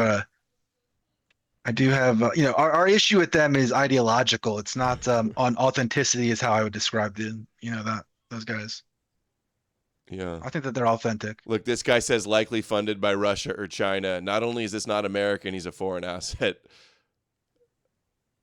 Yeah, the LaRouche thing isn't, like I said, it's not like You guys should look into it. It's a whole thing. I don't want to go into a whole. I haven't done enough to talk about it like I do the religion stuff. I like to, but you should look into it.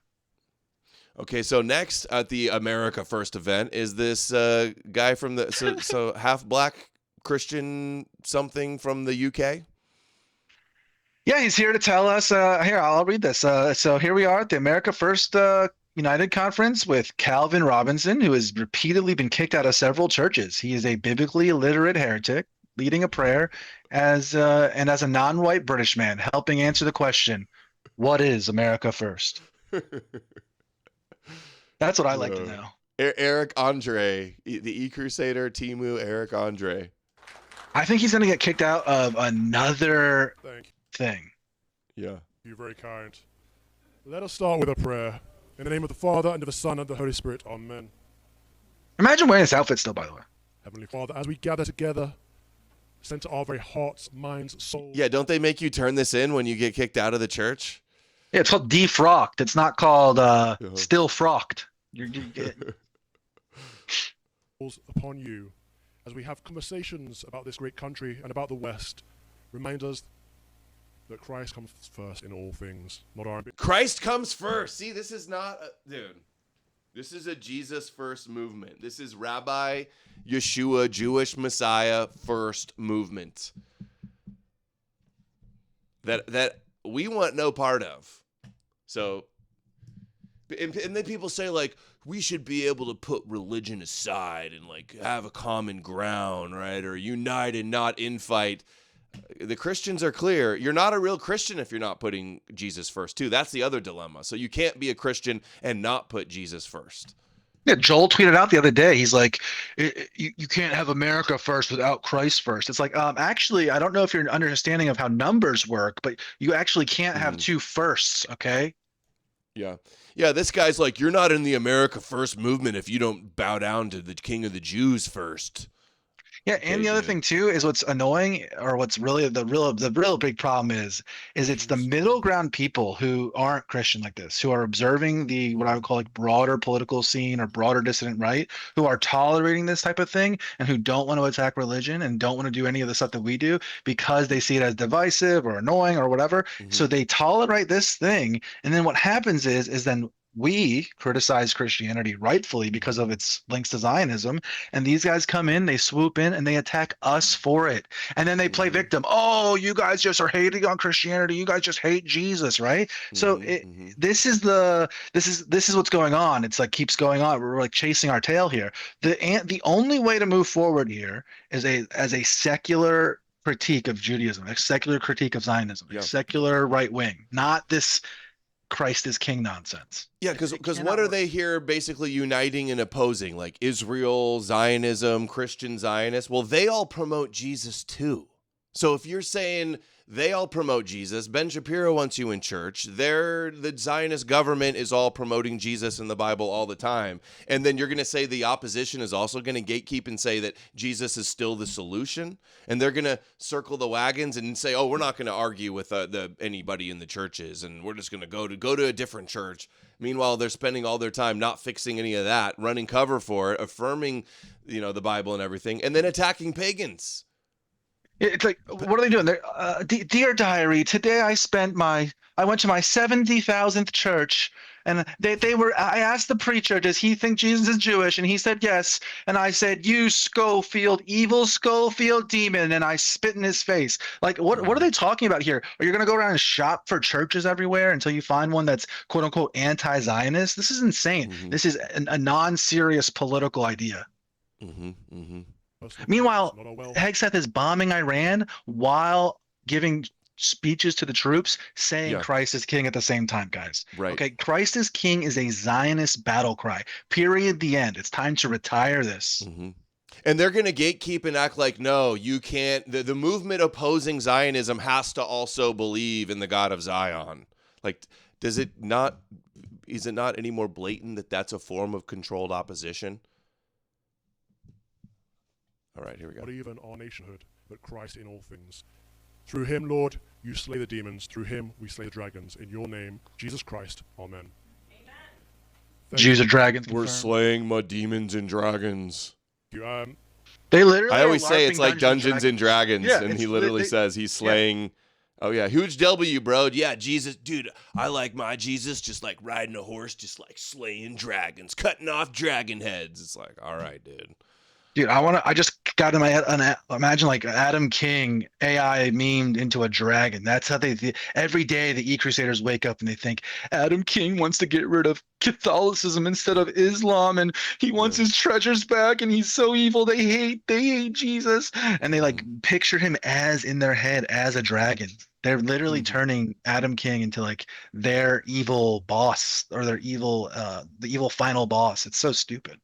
Mm-hmm. It's very kind of you to invite the colonizer to speak at an event of colonists.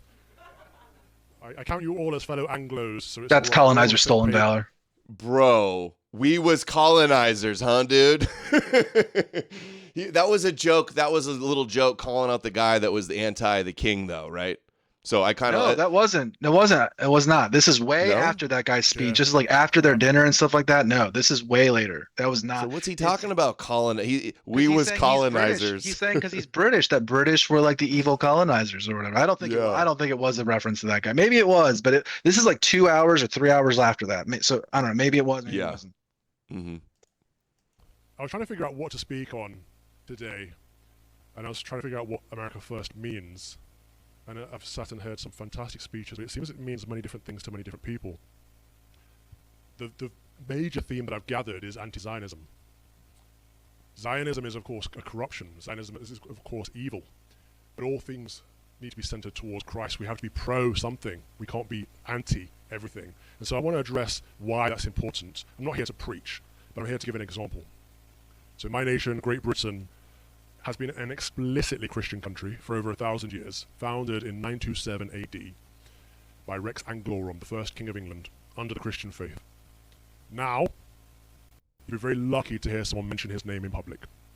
I drove down from Michigan this morning. Oh my God. Dude, we've seen them marching through the streets in London, in England.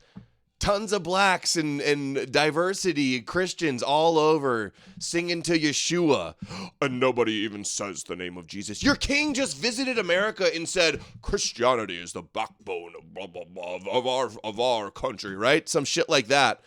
Oh, dude, the real problem in the world is nobody talks about Jesus enough, dude.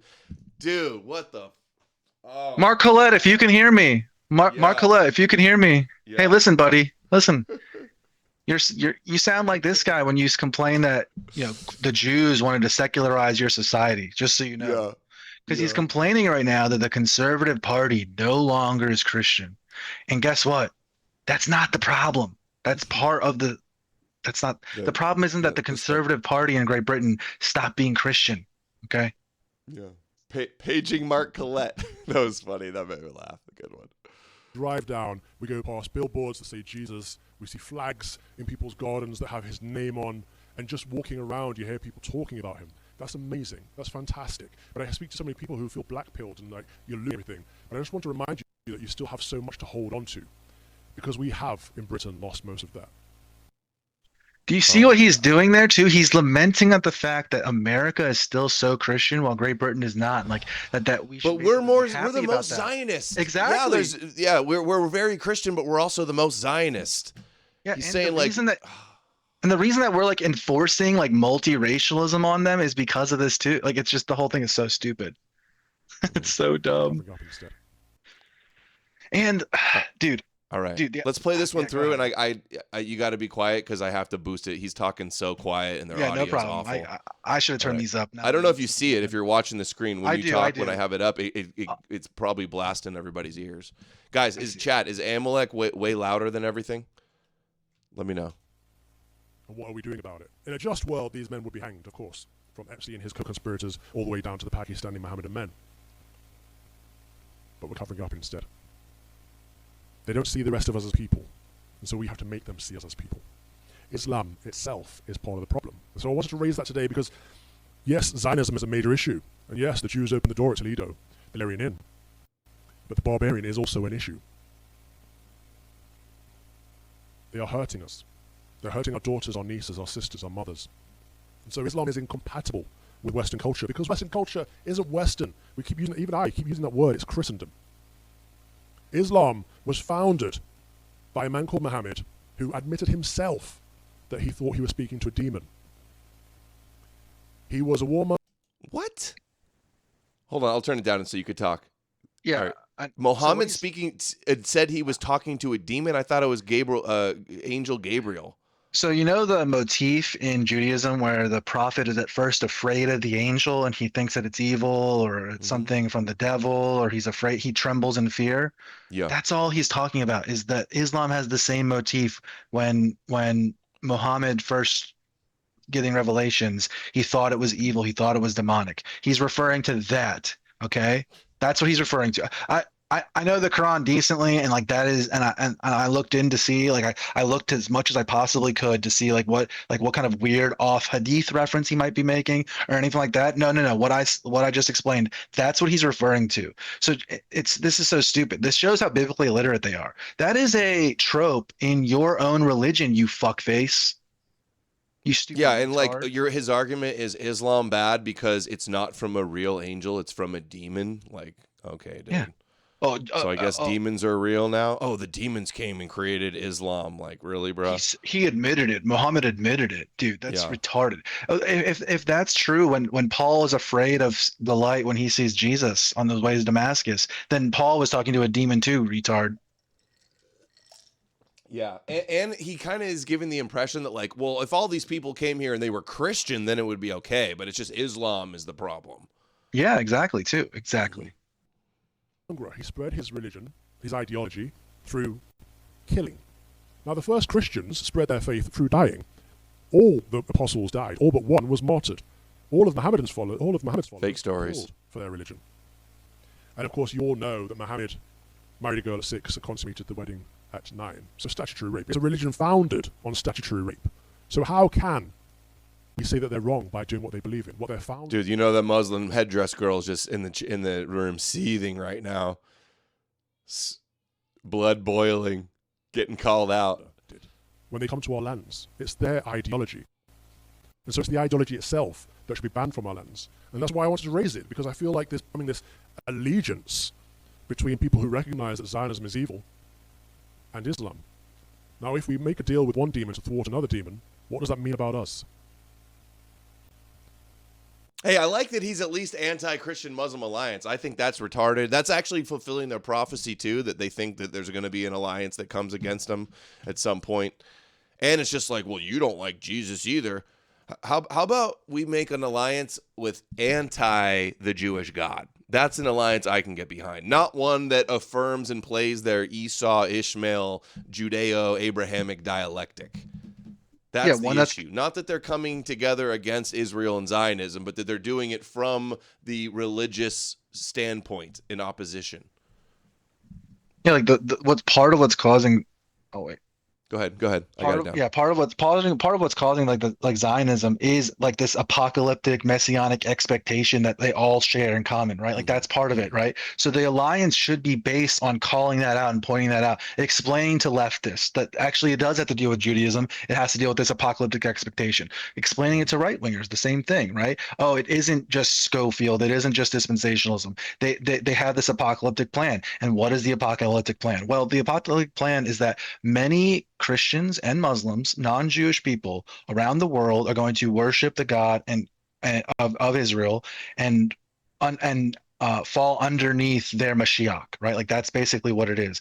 And the reason that half the world is waiting for these apocalyptic messianic expectations is because of their religion. And this idea that because the age of this age of consent Muhammad thing, as if like this is our difference with Islam, or this is our cultural difference. This is insane. It's like they're taking the idea of, oh, we should overthrow the Iranian government because their age of consent, and they're like importing that idea into a theological battle. This is not what we should be arguing about. These have no bearing on reality or on the real world or anything like that. Our problem with Islam is not their age of consent. Our problem with Islam is that it's a religion not for our people, not by our people. It's for a foreign people that we've been basically basically at war with, or in conflict with for a very long time, that is not us genetically and culturally or ancestral, however you want to view it. That's the problem. It is not that it's their age of consent, that's why we don't like them. If they would just follow Christianity and our view of age of consent, then it would be fine. That's stupid. Think about how for the last 1,000 years, Jews have mostly lived around either Christians or Muslims. And because of these religious differences between Christianity and Islam, they have never been able to unite against the Jews like some people are proposing today. So it hasn't happened in 1,000 years. Maybe that's because they're like contradictory and they can't go together. So it's almost like it's just, that is interesting. It's two separate Abrahamic religions that have been pinned against each other to never unite against the common enemy, as these people like to say. I mean, you can go back in history for sure. I mean, the French crown had a alliance with the Ottomans for a while, right? And it made sense, geopolitical reasons and things like that. But like essentially, the story of the Middle East or Islam itself is like a slow creeping. I would call it like an ethno-religious an Arab, or even Turkish at times, like ethno-religion that just creeped through what used to be culturally Greek or Hellenized regions. They basically Turkified all of the Anatolian Peninsula, where so much of like Greek history and Greek culture and Greek thinking happened, right? So at no point has Christianity ever really thwarted Islam. It's just been a slow march all the way up to, at one point, the gates of Vienna. You know what I mean? And Christians want to say like, oh, we stopped those things. Well, I mean, let's be honest. The story of Islam with Europe has been that Islam has just slowly corrupted and pushed back the borders to Europe, pushed them back to where been it is at war. today. Yeah. Well, I would just say like Islam, Islam is currently winning the battle, I guess you could say, right? Like as far as cultural vitality goes, and we're once again playing into them with this migration in Europe, and that they can't we can't just like accept them and like allow them to keep creeping that line of what is Islam, the Muslim kingdoms or Muslim countries into Europe, because that's kind of what they want to do. I just sense that this is like part of the problem, though. It's like the Christian guy goes, the Muslims are demons. We can't like have any alliance with them against Judaism and Jews, right? Because they're demons. That's the problem. That's the hang up. Yeah. All evil must be faced. There are 1.3 million Pakistani Mohammedans in the UK. Half of these were born in Pakistan. Now, I would deport every single one.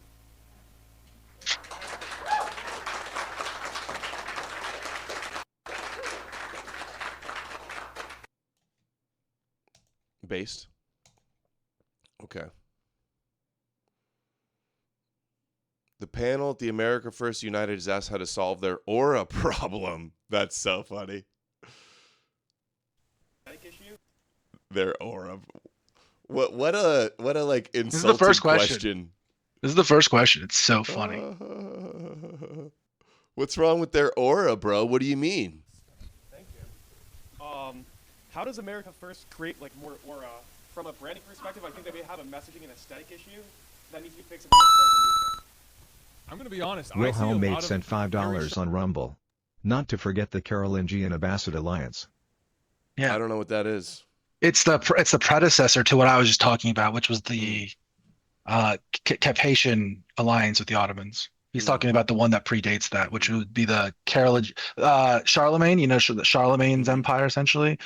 They were allied with the Abbasid Empire again before those times against other Christians.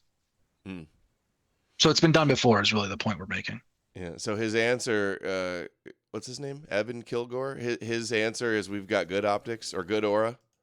Mm-hmm. I'm gonna be honest. I see a lot. He's got good energy. I hate the guy. He's annoying, but he actually, I feel bad for him. He has good energy. He means well. He's like a little puppy dog. I don't see an aura issue tonight. I don't either. I think you all look incredible, to be honest. Yeah, this guy's like, yeah, dude, you don't like my aura? You don't like my dead mouse aura? I would have liked it if he would have done this as like a music thing or something like that. That would have been kind of sick, right? Isn't there another music group that wear helmets like that? Is Daft Punk the only one, or wasn't there another one too? Yeah, it's Dead There's Mouse. two of them. Dead Or is that Daft Punk? It's Daft Punk and Dead Mouse. And then Dead I'm Mouse. sure there's others. I'm sure there's others. Youngest demographic that I've seen outside of the Trump rally, these are young, white mostly Americans who just love White America. mostly. Every single person in the front row is wearing a suit. This is incredible. You don't even see this at Turning Point USA events. It's amazing. I love the aura here. I think it's Dude, we're more diverse than TPUSA events. High IQ looking room. very high. The people with the aura problem is actually the GOP. Hey, maybe it is William's boyfriend. Look, they're nudging each other and stuff. What's going on here, William? He has an aura problem. Look at Ted Cruz. Look at Randy Fine. These people have no aura. That's what the problem is. Oh, dude, arm on the bat. Okay, that's funny. Apparently, the Muslim or the person that was like the Doc's Ice. I saw people posting that William did invite her, that person. Oh. Tucker Carlson. So also Dan Bilzerian called in. Stu Peters made a statement, and Tucker Carlson's brother Buckley called in. Let's hear this. Hopefully the audio is better on this guy. This is awful audio, and it's basically like you're not going to want to watch this full 4 minutes. Let's see how long you can. It is. Let's just see a little bit. Platitudes and nothing. It's nothingness. Yeah, this guy. I got into it with this guy on Twitter a couple weeks ago. Buckley Carlson here. You might not know me. I'm not running for political office, though I sure do applaud those who have the courage to do so, and more importantly, the ones at heart. Mostly, though, I'm here to celebrate my fellow Americans, my fellow excellent Americans, Timu who are Tucker. motivated first and by their love for this great country and for their love of the people here. Discount stuff. One another. We didn't get Tucker, but we got his brother. Got his alcoholic brother. He's the alcoholic one, right? Just like Just like the bowler thing earlier, right? Like you guys know who Kerry Eugene Bowler is? Well, we got the other one. The Muslim. Yeah, we got discount store Matt Walsh with Joel Webben, Timu Tucker with his brother, their families, and not Carrie Bolaire, but her assistant. Their love of their and their children, but they're united also in their anger and their sense of dispiritedness and despair over the appalling lack of representation we've had for so long, for years, for generations actually. Long before Donald Trump violated his oath of office, he betrayed his voters, long before he betrayed his fellow countrymen, long before he betrayed the movement for which so many people had sacrificed so much over such a long period of time. It was perfect, and yet he screwed it up and did so with maximum disdain and contempt. Long before he did that, we had really bad leadership in this country my entire life. It is, yes, appalling. So if you too are sick of the obvious lies, heinous incompetence, the obvious corruption, and if you're truly sick of the, no other way to say it, treasonous, then you too are committed to America first. America first, America always. It's not difficult. Like in practicality, what does it mean for you and me and our fellow? Dude, you know what the question should have been? Hey, are you guys America first or Jesus first? That question would have sent him into a spiral. Look, sighting of Brother Nathaniel out today. Hell yeah. On the streets. Man means business. I like to think like if Jesus did exist, he would have been kind of like this, Yeah, dude, Brother Nathaniel, you need like a cardboard box, a piece of cardboard with a QR code on it so people can pull out their phones and then follow you on wherever. Otherwise, you're just wasting your time out there. Does he think he's converting people to believe in Jesus by doing this? I mean, I think he's doing a good job for us. I think he should keep doing what he's doing. I think this is fantastic. This is how we win right here, guys, actually. Yeah. Like, if everyone just did this every weekend, eventually we'll win. I kind of want to do it. Grow my hair out a little longer, dress up in my Jesus costume, and go out and... I could grow a crazy rabbi beard, dude. It would be nice. Also, this is just to mix it up for a second, a little palate cleanser. Trump says when he gets out of office in 8 or 9 years from now, I feel like this is just his ongoing troll at this point. And this way, when I get out of office in, let's say, 8 or 9 years from now, I'll be able to use it. I'll be able to use it myself. What, his private jet? His Qatari jet? And this way, when I get out of... Crazy. There it is again. He really might go for it. He sees how popular it is. He's gauging the people to see how much they like that idea and to get them acclimated to the notion. Yeah. Okay, brief commercial break for the sponsors of the AFU conference.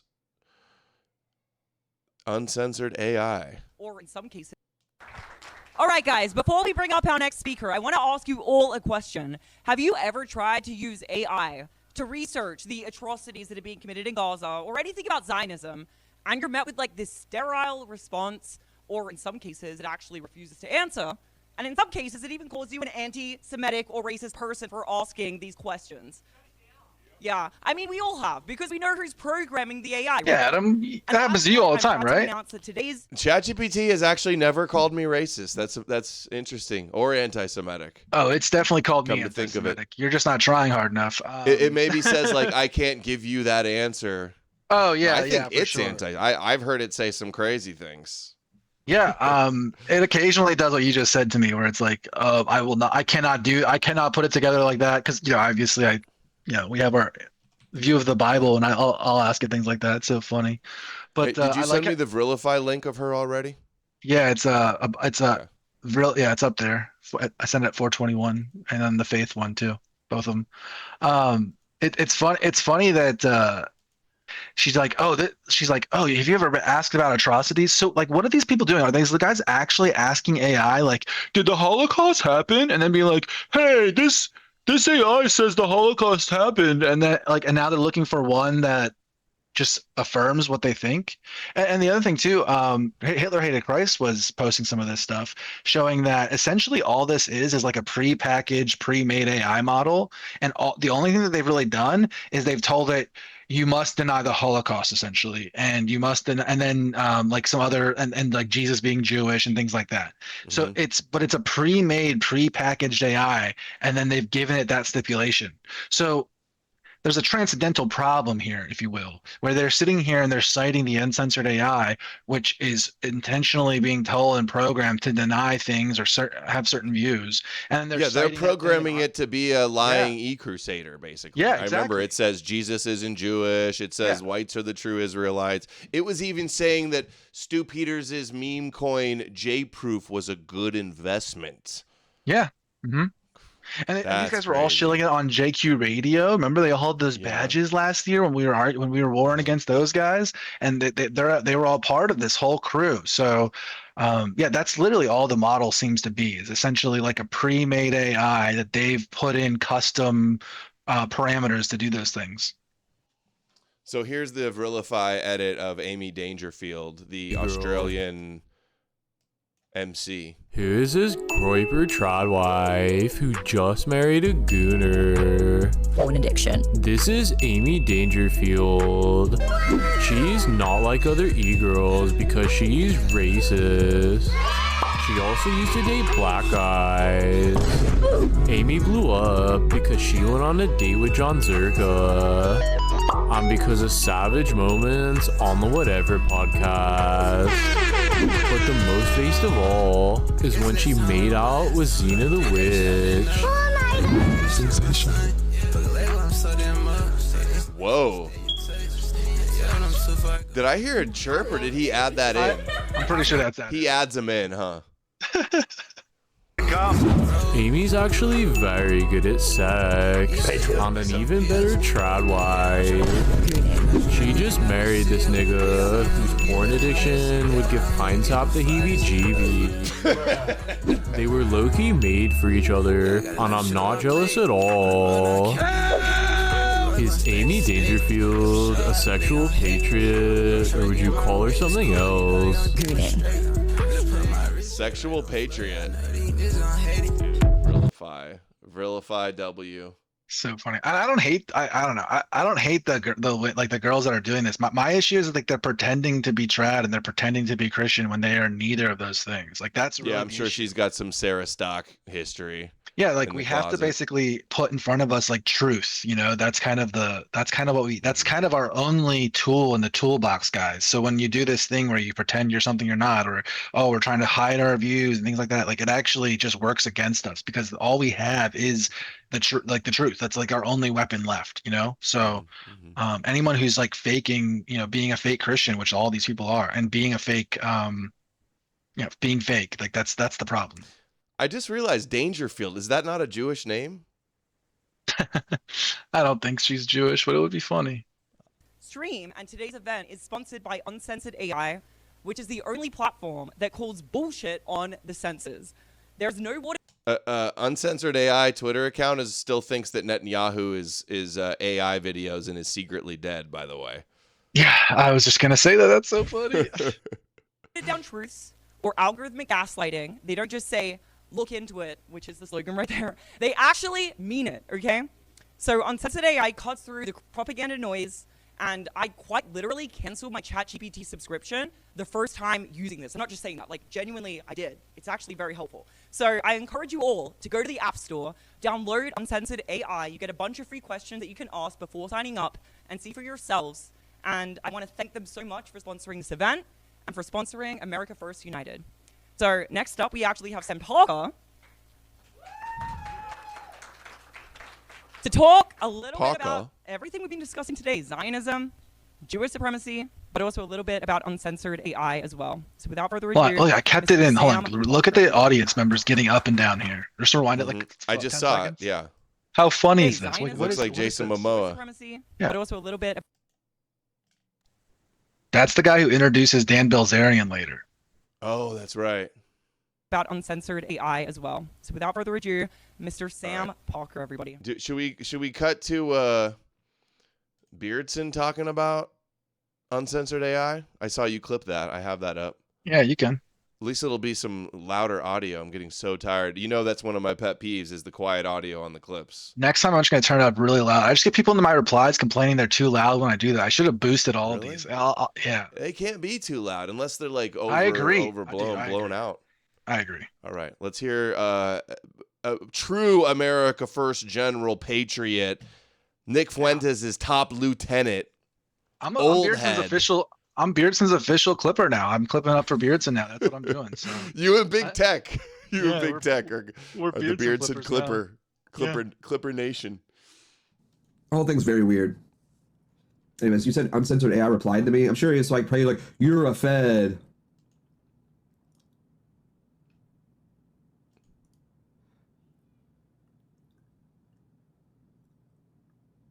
Why did Netanyahu 7 times lobbying him to start the war with Iran and hasn't since it started? Dude, this is totally our reaction. He has, I think, since it started. From us, please.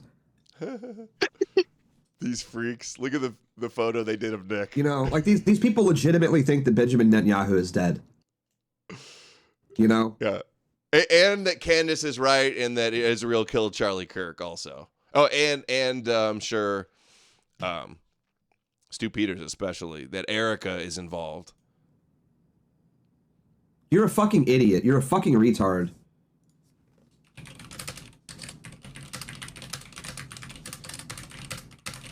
Okay. Does he go off? He goes off in the other one on Jake Shields. I want to play that too. We'll keep it simple. You freak. You get away from you, freak. Sounds like straight from Amalek's lips. You ugly freak. Get away from us, you stupid ugly freak. It's Amalek's Keep it nice and t-shirt. simple. Just get the fuck away from me, dog. You gotta play this one. I thought that you were gonna play this one. Yeah, I mean, seriously, like, what are we doing? This is the here? Beardson clip that we want. I just posted. None of these people are serious. That's that's like the real thing too. None of these people are serious. None of those candidates are serious. Okay. The person running their Twitter killed their brain. I would have bought their product for $80 a year. Dude, it sucks. The AI sucks. Like, it's good in concept. Oh wow, an uncensored AI. That sounds great. It sucks. The product sucks. The person that runs the product sucks. I mean, I just don't know what to tell you. Like, these people are fucking idiots. Play the next one. You're gonna love it. I promise. This is just him crying for so None of long. these I was people gonna- are Okay, what serious. next They're one? not, these are not. I just put it in the serious chat. people. These people the want to next go one is online the and play real. like This is the real fantasy Beardson clip. Dungeons and Dragons. That's what they think politics is. They think everything's like a fucking game. I don't know. I genuinely like. I don't know. They're not normal. These people are not normal. Dungeons and Dragons, just like I said. Okay. Oh, here's the one you just dropped. They're posting. To Bebe Nephilim Yahoo. Look at like what is this? They're posting. To Bebe Nephilim Yahoo with all my winnings. When will someone just get this across? I can have a penis since birth and suck the president's dick, then report back to Bebe Nephilim Yahoo with all my winnings. Like what are we doing here? Like, can seriously, can someone call off the Facebook boomers, please? Get them the fuck away from me. You know, like Are you adding these? Yeah. What are we? These people are mentally ill. Like, these people are mentally ill. We gotta have a rule. Like, once you hit like 45, 50, you're just not allowed to touch the internet. Oh, he said, "Have you seen yourself?" I'm not even gonna Beardson's bother like replying to this 43. guy. It's like, this guy's so stupid. He probably thinks that the profile picture is me. You know, again, you know, he's literally falling for it. Like, can I issue like one litmus test? If you legitimately think that my profile picture is me, then you're just not a groiper. I'm sorry. You know, I hate to say it. If you're that dumb that you can't tell that this profile picture is not a real picture of me, then you can't be a groiper. I'm sorry. I think it has to be. We have to institute that as a filter. This is, literally an AI company can't detect the fact that this image is made with AI, you know? Did you add the bombs? What if yeah, for sure. I always thought you were AI sitting in that chair. Oh, like this, like what you're saying is you think this is AI and that my profile picture is the real me? Is that what you're saying? That's all right. You know what? I'll give you points for being esoteric, you know? The Bulldogs creativity and originality. hammering the event. Turn profile picture is you, and I think you're beautiful in it. Thank you. Oh, I appreciate that. Didn't realize what I was saying. Yeah, man. There's just something wrong with these people. Here, cut. This is part. Watch. Can you please stop wasting your time arguing with Beardson and get the people who did the tech for the event to upload a proper version with the audio synced? I'm your top clipper at this point. You can't just leave me hanging. Who is this guy? I don't know who he is, but that's funny. Hey, dude, he's still going. Who is he even arguing for? That's me. Oh, man. Dude, they're really big on this Muppet thing. Data is the new magic. Together we control. I am Michael. Yeah, they're making her at the meeting at Fort Huachuca with JD Vance. Is that what this is supposed to be? Oh, wait until you see this. This is so bad. These people are so retarded. They're so dumb. Get me away from them too, Beardson. I agree. It's just a fantasy. There's no real proof besides AI Muppet videos. Data is the new magic. Together we control. I am Michael Aquino, head of PSYOP faggotry. I'm his occult offspring, Erica. We weave webs of confusion. And I'm JD Palantir. Data is the new magic. Together we control the narrative. The PSYOP never ends. I am Michael Aquino. Oh my god, bro. Seriously, man. This is the kind of people who liked America First United. This is what they do with their free time. You know? This is just going to be a black pill stream, I think. Dude, America First is over, dude. Sorry, Beardson. This is just going to be this is where we're at. They're America First now. We have to expel the retards, boys. Like, we cannot. Let's start with the Catholic. Let's go. Let's start with the Catholic retards. You know? That's good. Funny edit. Beardson, you better retweeted that. No, he didn't, but it's okay. I get it. What a bitch. What a bitch. They I'm cut just to Stu hopping Peters to talk about those damn Europeans pretending to be Jews. They really did cut to him? Oh, yeah. Okay. He did a whole little 10-minute, 15-minute section in the middle selling his stuff. Oh boy. Turns into a Stu Peters J-Proof. Did he promote J-Proof? No, he didn't. Oh. He had the awareness not to. Smart. Yeah, well, if there's nothing wrong with nobody J-Proof, here is why in need of a isn't he lecture. Sure. Yeah. Yeah, pretty Nobody damning. is here because they need to be made aware or learn for the first time about the situation that our country is in and the enemy that we face. Because you realize that no matter what part of the country you come from, no matter what side of the fake political aisle that's been weaponized to divide our people and divide our country. Yeah, I know. Thank you, Atomic Finesse. That Beardson, what you're looking at is what Christian nationalism gets you. That's what Christianity gets you. That type of spectacle. That some of you may have once thought you were on. that gig is up. That cat is out of the bag. We know that's not what this is about. Nobody's here for a lesson. It's not one of those events where you sit around under a tent, to pontificate around some sleazy open bar and be run up on by close talkers with hot breath, grab your free t-shirt. That's been done so many times over and over again, and it's just not effective. It doesn't move the ball. So you are here because you realize that now is the time to take action, to chart a path forward, and not just a path forward in the way of, dude, it's like the audio guy is like an anon using a voice changer or something. That's what this sounds like. How could their audio be this bad? It gave everybody like deep voice. How is that even possible? I saw people sharing that it was Dangerfield's husband from the Vilify video, and his friend who are doing the audio video stuff. I don't know if that's true or not, but that's what I saw. They spent so much money to bring all these people out there, and then the audio and stream quality was awful. Like, that's somebody should be fired. Auto-tune for gay men. Yeah, it sounds like they're trying to go anon, like, give us the ransom. We've got the child, like type of voice. Blasting the Overton window, which we have done. Getting people to finally pay attention to the things that we're saying that we know are so important for this country. We've done a lot of that. And now we're moving forward to really take back control of our country. To send the child rape cabal that's found itself in command of every branch of this country's occupied government packing. Now, we have already taken a lot of action. We've already taken a lot of risk. In many cases, we've put ourselves out there overtly, our faces, our names, our reputations, even our businesses in some cases, to drive that change that this country so desperately needs to make. And now it's time to take that next step. It's time to truly reclaim our sovereignty, to truly reclaim the land that our ancestors built, because unlike these Eastern Europeans who like to call themselves Israelis, our people, our countrymen fought for this land. They sacrificed for this land. We didn't have to fabricate some fake... nuts, dude. Hold on, what is he talking about? Jews fought and sacrificed Jews for Israel too. It's not even like a strong point. Yeah, it is. Yeah. It's like, do you not know? Have you heard of the Nakba? You don't think that was fighting? And coerced the rest of the world at gunpoint into accepting it and into embracing Jewish Talmudic religious theology, because that's what supporting Israel really is. It's an embrace of Talmudic religious theology or ideology. Let's call it an ideology, because these people aren't following a legitimate theology. Yeah, dude, why not just Torah ideology? It's always only the Talmud, but the Torah is off limits. Hey, is the idea of the chosen people in the promised land and return from exile and the Messiah ruling the world, is that all Talmud, or is that all originate in the Torah? Talmud is limited hangout.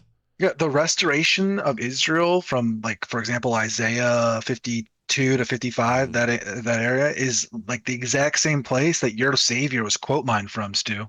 So the Zionist settlers in Israel right now are citing the same parts and same verses of Isaiah that you are using to show, oh, that was foreshadowing my Savior, that was foreshadowing Jesus. That is the problem. That is the issue. That's why being Christian and anti-Zionist, you can't be critical of the Bible and say, no, that is fake. No prophet ever spoke to God and promised you a restoration to your land. Like, that's got to be the position. The position can't be, no, you misread the text. Yeah, it should be your prophets are fake and you were never chosen. Instead, it's Sam Parker and they killed their prophets and covered it up. They're members of a death cult. I mean, that's what this is. And they want our people to bow down to that death cult in our own country. And we're just not going to do that anymore. Dude, you want us to bow down to Jesus. Christianity's a death cult. And you want us to bow down to the Jewish Messiah of the Christian death cult. We're not going to cooperate with the rape of our people and the theft of our country. Just as the Palestinians are unwilling to put up with the rape of their people and the theft of their country, so is true with the Iranians.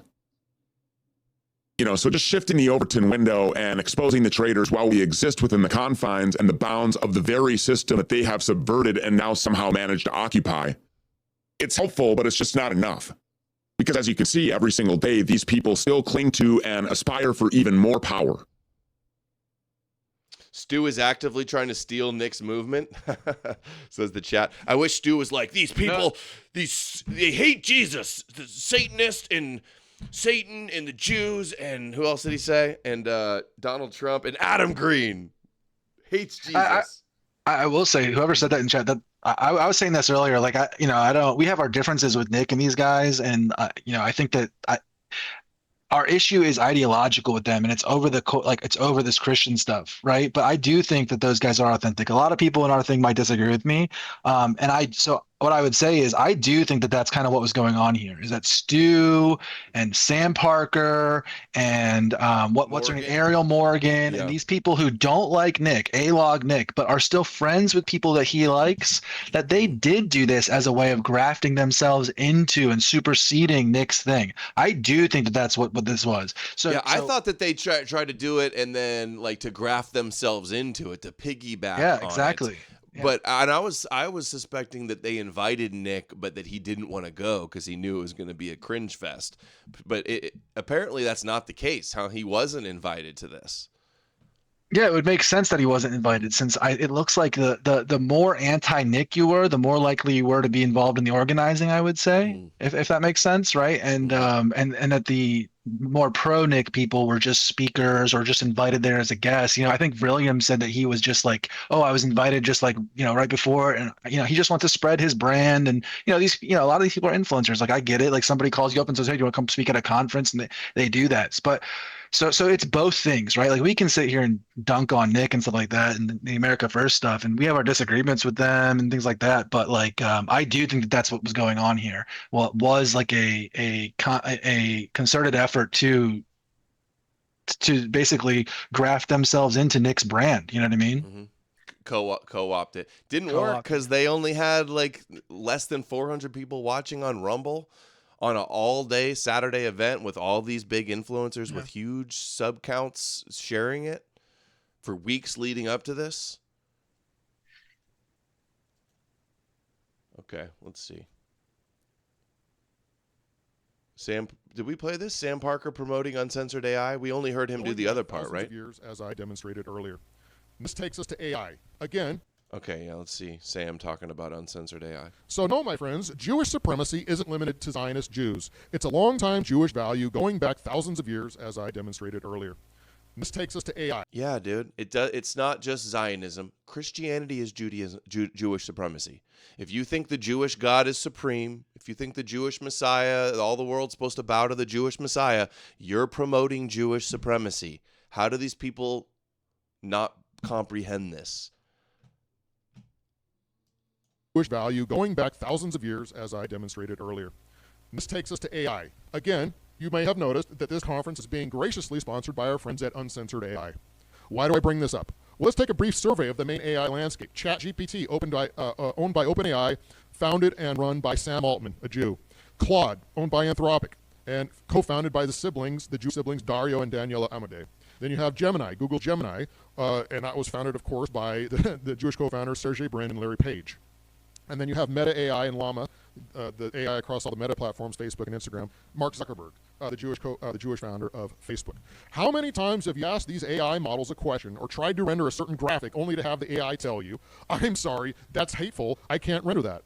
I can almost hear the. What are they asking it to render? Sorry. Hold on. First of all, I try to render stuff with Catholics and the Pope and Christian stuff and Jesus stuff. It doesn't let me do that either. Guess what? It's so stupid, dude. What are they trying to get it to do? It lets me do Orthodox Jews. It let me do the Rebbe hold my book, but it blocks me from doing Jesus stuff. So stupid. Mm-hmm. Is he talking to me? I'm sorry, Dave, but I can't do that. They're building our entire future on a foundation of AI, and that AI is run almost exclusively by Jewish supremacists who are baking censorship into the cake from the very beginning. Everything that is now powered, or will be powered by these AI systems, will have censorship controls in place, governing and guiding every aspect of our lives. Our entire future will be constructed around Jewish censorship constraints, and that should terrify you. Palantir's own AI is being used to mass kill Palestinians, and Google's is being used to spy on Gazans and the Lebanese. So they're just going to bring that over here and do that to us. So that brings me back to Uncensored AI. It's exactly what it says, uncensored. I've had the opportunity myself and privilege of consulting on the Uncensored AI project since the end of 2023, and we're now growing by leaps and bounds. We launched our app in Apple's store in March, and we'll soon be launching in Google's Play Store.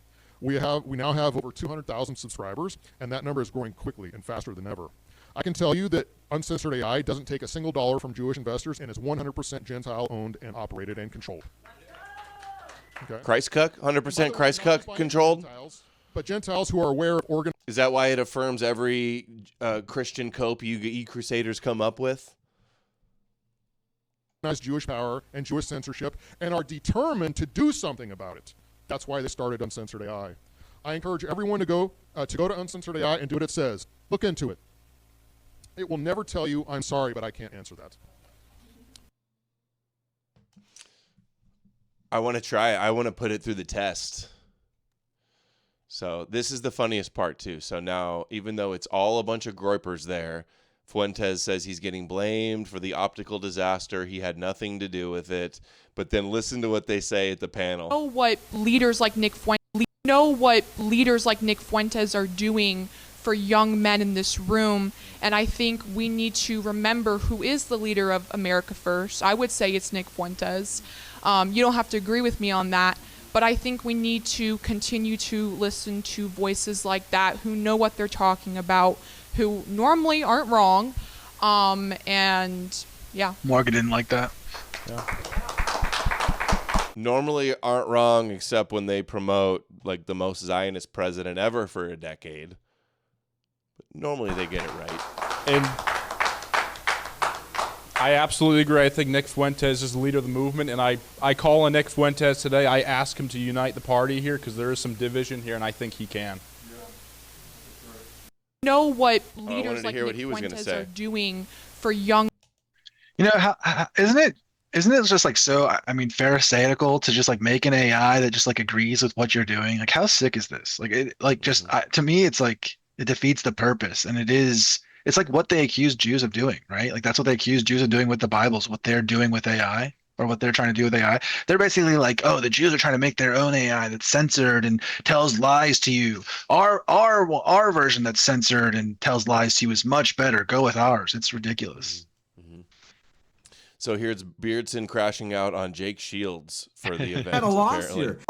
Like Jake Shields, who can't fucking read. This motherfucker literally cannot read. You know why Jake Shields didn't give a speech and was instead on a panel? Because if they had a teleprompter, he wouldn't be able to read his own fucking speech because the guy's fucking retarded, dude. It's like, what are we fucking doing here? This fucking freak show, dude.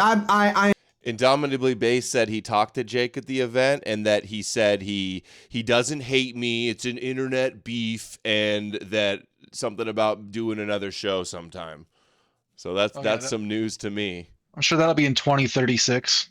I'm just when everyone's all CQ pilled and Jake pretends that he always was. Yeah, after this event, maybe he's just thinking Adam was right. Jarrett sent $5 on Rumble. They're like, Nick Fuentes, if you can hear us, save us. Yeah, save us, Nick Fuentes. I'm at a loss here. Like we got fucking dumb bitches and high jabs. We got fucking Morgan Ariel, who has fucking HPV, single mom. That's like, by the way, doxes. And they all hate us as well. Yeah, they all hate us. Fuck them. I don't give a fuck. Jake Shields like they all hate us either retarded.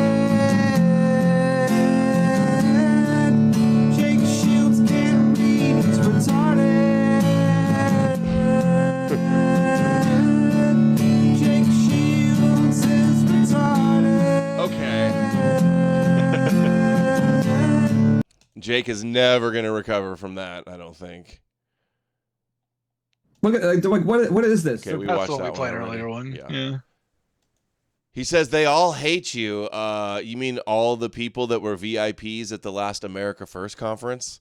And Vrillium, who he just endorsed the other day, and Jake Shields, who's been working with Nick quite a bit, although they have had beefs. And Joel Webbin, who just did the 10-part series with him. Must unite. Jews and anti-Semites, yes, unite. Dude, these people couldn't get any more cringe. Yeah, like I don't know. It's both things, right? Like I don't think like Nick. I would say Nick was probably dying as he watched this. That's just like right. Like he was not to be a fly on the wall to watch him react live to some of this would have been classic. I sympathize a little bit. Everybody's blaming him, and like he didn't organize it, he didn't go, he didn't promote it. In fact, I think I have him saying, already disavowing it before it started, even too. The GOAT, Virillium, my nigga. He was just endorsing Virillium. A lot of people are speculating that Virillium is like either crazy, super nervous on Adderall or some type of drug, or if he has Tourette's. He's a former degen leftist that turned Orthodox Christian and is now a big Instagram and YouTuber. It's definitely Tourette's, just so you know. He starts his speech by saying, "I have Tourette's, so don't freak out when I start spazzing out." That's how he started his speech. Okay, cool. Confirmed. A satanic ideology of issues against our people, of attacks on our sovereignty. It is Ohio, as we face this dear and important race for governor. To even call him a traitor would imply that he ever belonged to us in the first place. This demagogue, this creature, Vivek Ramaswamy. And here we have his opponent, who is a true American patriot, who I regrettably have not gotten to know him very well over this weekend, but hope that I will get to know very well after this, and all of you should too. I would like to introduce Casey Butch. Of satanic ideology. Have we got any of his speech? This is just the introduction. A lot of it was, there was somebody who I couldn't find the full speech from him. I watched it live, obviously, but I couldn't find I saw somebody posted the whole thing, and then it's gone. That person deleted it because I bookmarked it. So I haven't been able to find it, a good version of that. I will say this: a lot of them were attacking Vivek. I mean, I know that they're in Ohio, and Casey Push and like all that stuff's going on, so that makes sense. But it was like a really big deal. They kept bringing it up over and over. Movement attracted every from dissident politics, and now he has to be a full-time wrangler. Nick's already been saying the last couple of weeks too, like that he's over politics. He wants to quit his show, and he hates his audience. He thinks the Goyim are all retarded, and then now he has this. Dude, time for the abandonment of the E-Crusader Catholicism and to go Apollonian, Nick. Hold on, I'm gonna play this. My wife's calling. I think I might have to wrap up the show and watch the kids. Actually.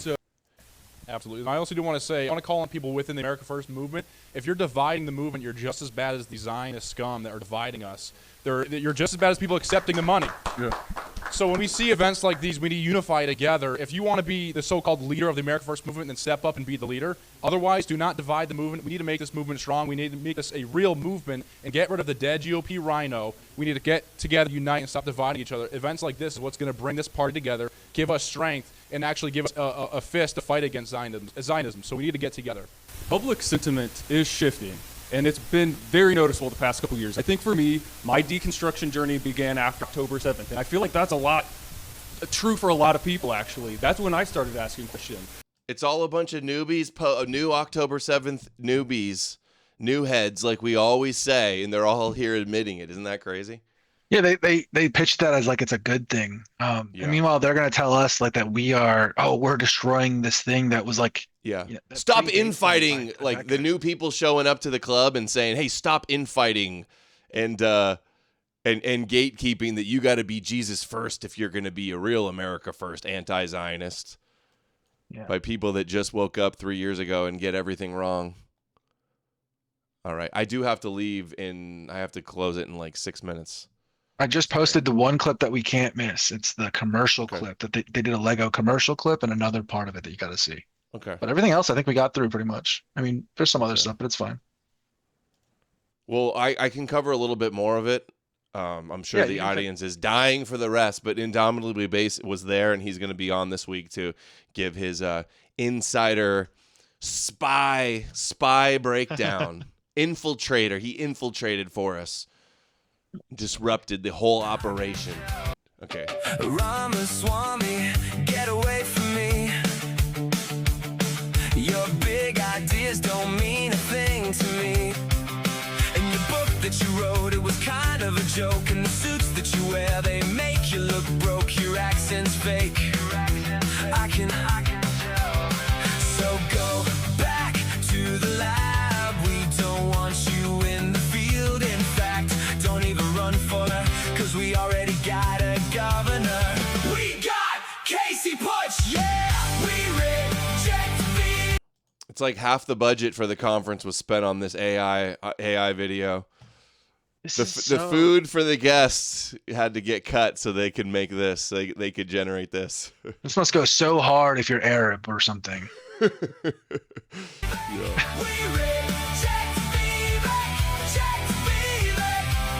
You know, I saw the campaign video from the guy from the Hills, Spencer Pratt for California. He had a really good AI song about like corruption in California. It went kind of hard. Oh shit! Where'd the noise go? The Epstein files are further evidence it's on there. of the Zionist stranglehold on America. According to FBI documents, Jeffrey Epstein Make sure you're paying and Ghislaine attention Maxwell what they operated flash as stuff. agents of a Mossad blackmail operation. They infiltrated the highest echelons of politicians, bankers, billionaires, media moguls, and other high-stakes figures reportedly entangled in a web of They like child flash ball on exploitation, the sex screen. trafficking, and worse. All to control and the U.S. government has been hijacked.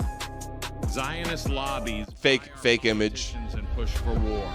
Billions in aid and arms fuel genocide in Gaza and aggression against their other neighbors. Foreign entanglements drain our resources and betray human rights. Bribery and blackmail ensure to a foreign parasite while destroying our moral standing. But there's hope. As a pack, the anti-Zionist America pack is fighting back on.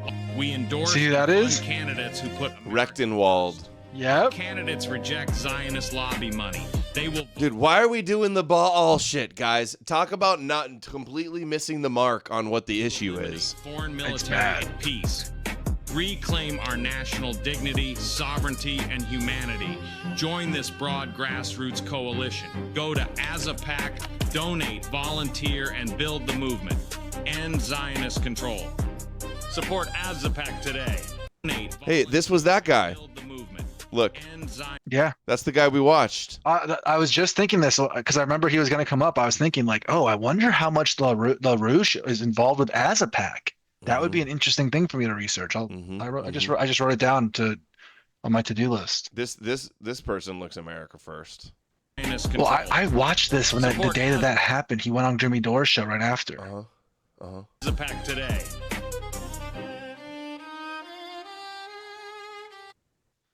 So they're doing ball as a pack's doing ball worship stuff. Isn't this interesting? Because we've talked about them before and how it's like he's like a libertarian, like he's controlled up the whole way through. There's still a bunch more to get to. One of the funniest posts I saw, Elijah Schaefer, he did the meme where it's like Mark safe from this disaster. He's like Mark safe from the America United, America First United conference. I posted a picture of Sarah Stock and he liked it, and I was like dying. I was like dying laughing. Best he ever had, man. That's what he said, right? All right, I mean, we'll pick up tomorrow. If their dramas didn't happen, they would both have been here at this thing. So, for sure. Okay, I gotta run. Watch the kids. Thanks everybody. Thank you, Amalek. I'll be back tomorrow, same time. I think Indomitably Base will be with me as well. So Cool. Stay tuned for that. Like, share, subscribe, clip. Shout out Trey for the clips. He was clipping the show while we were live. I appreciate that. Hey guys, tweet at the people that did this thing and make them post the full version. Make them get up a real version of the whole thing. We want to kind of like bully them into posting the whole thing. Like, what are they afraid of? Like, what's the point of doing this if you can't get it? Because like the version that they have up right now, I can't keep clipping. And like, honestly, this wasn't even half of what I could if I could, in a perfect world, I would have clipped up twice as much as this. So definitely bully these people, guys. Good show, Adam. Have a good one, man. All right. See you guys tomorrow. Later.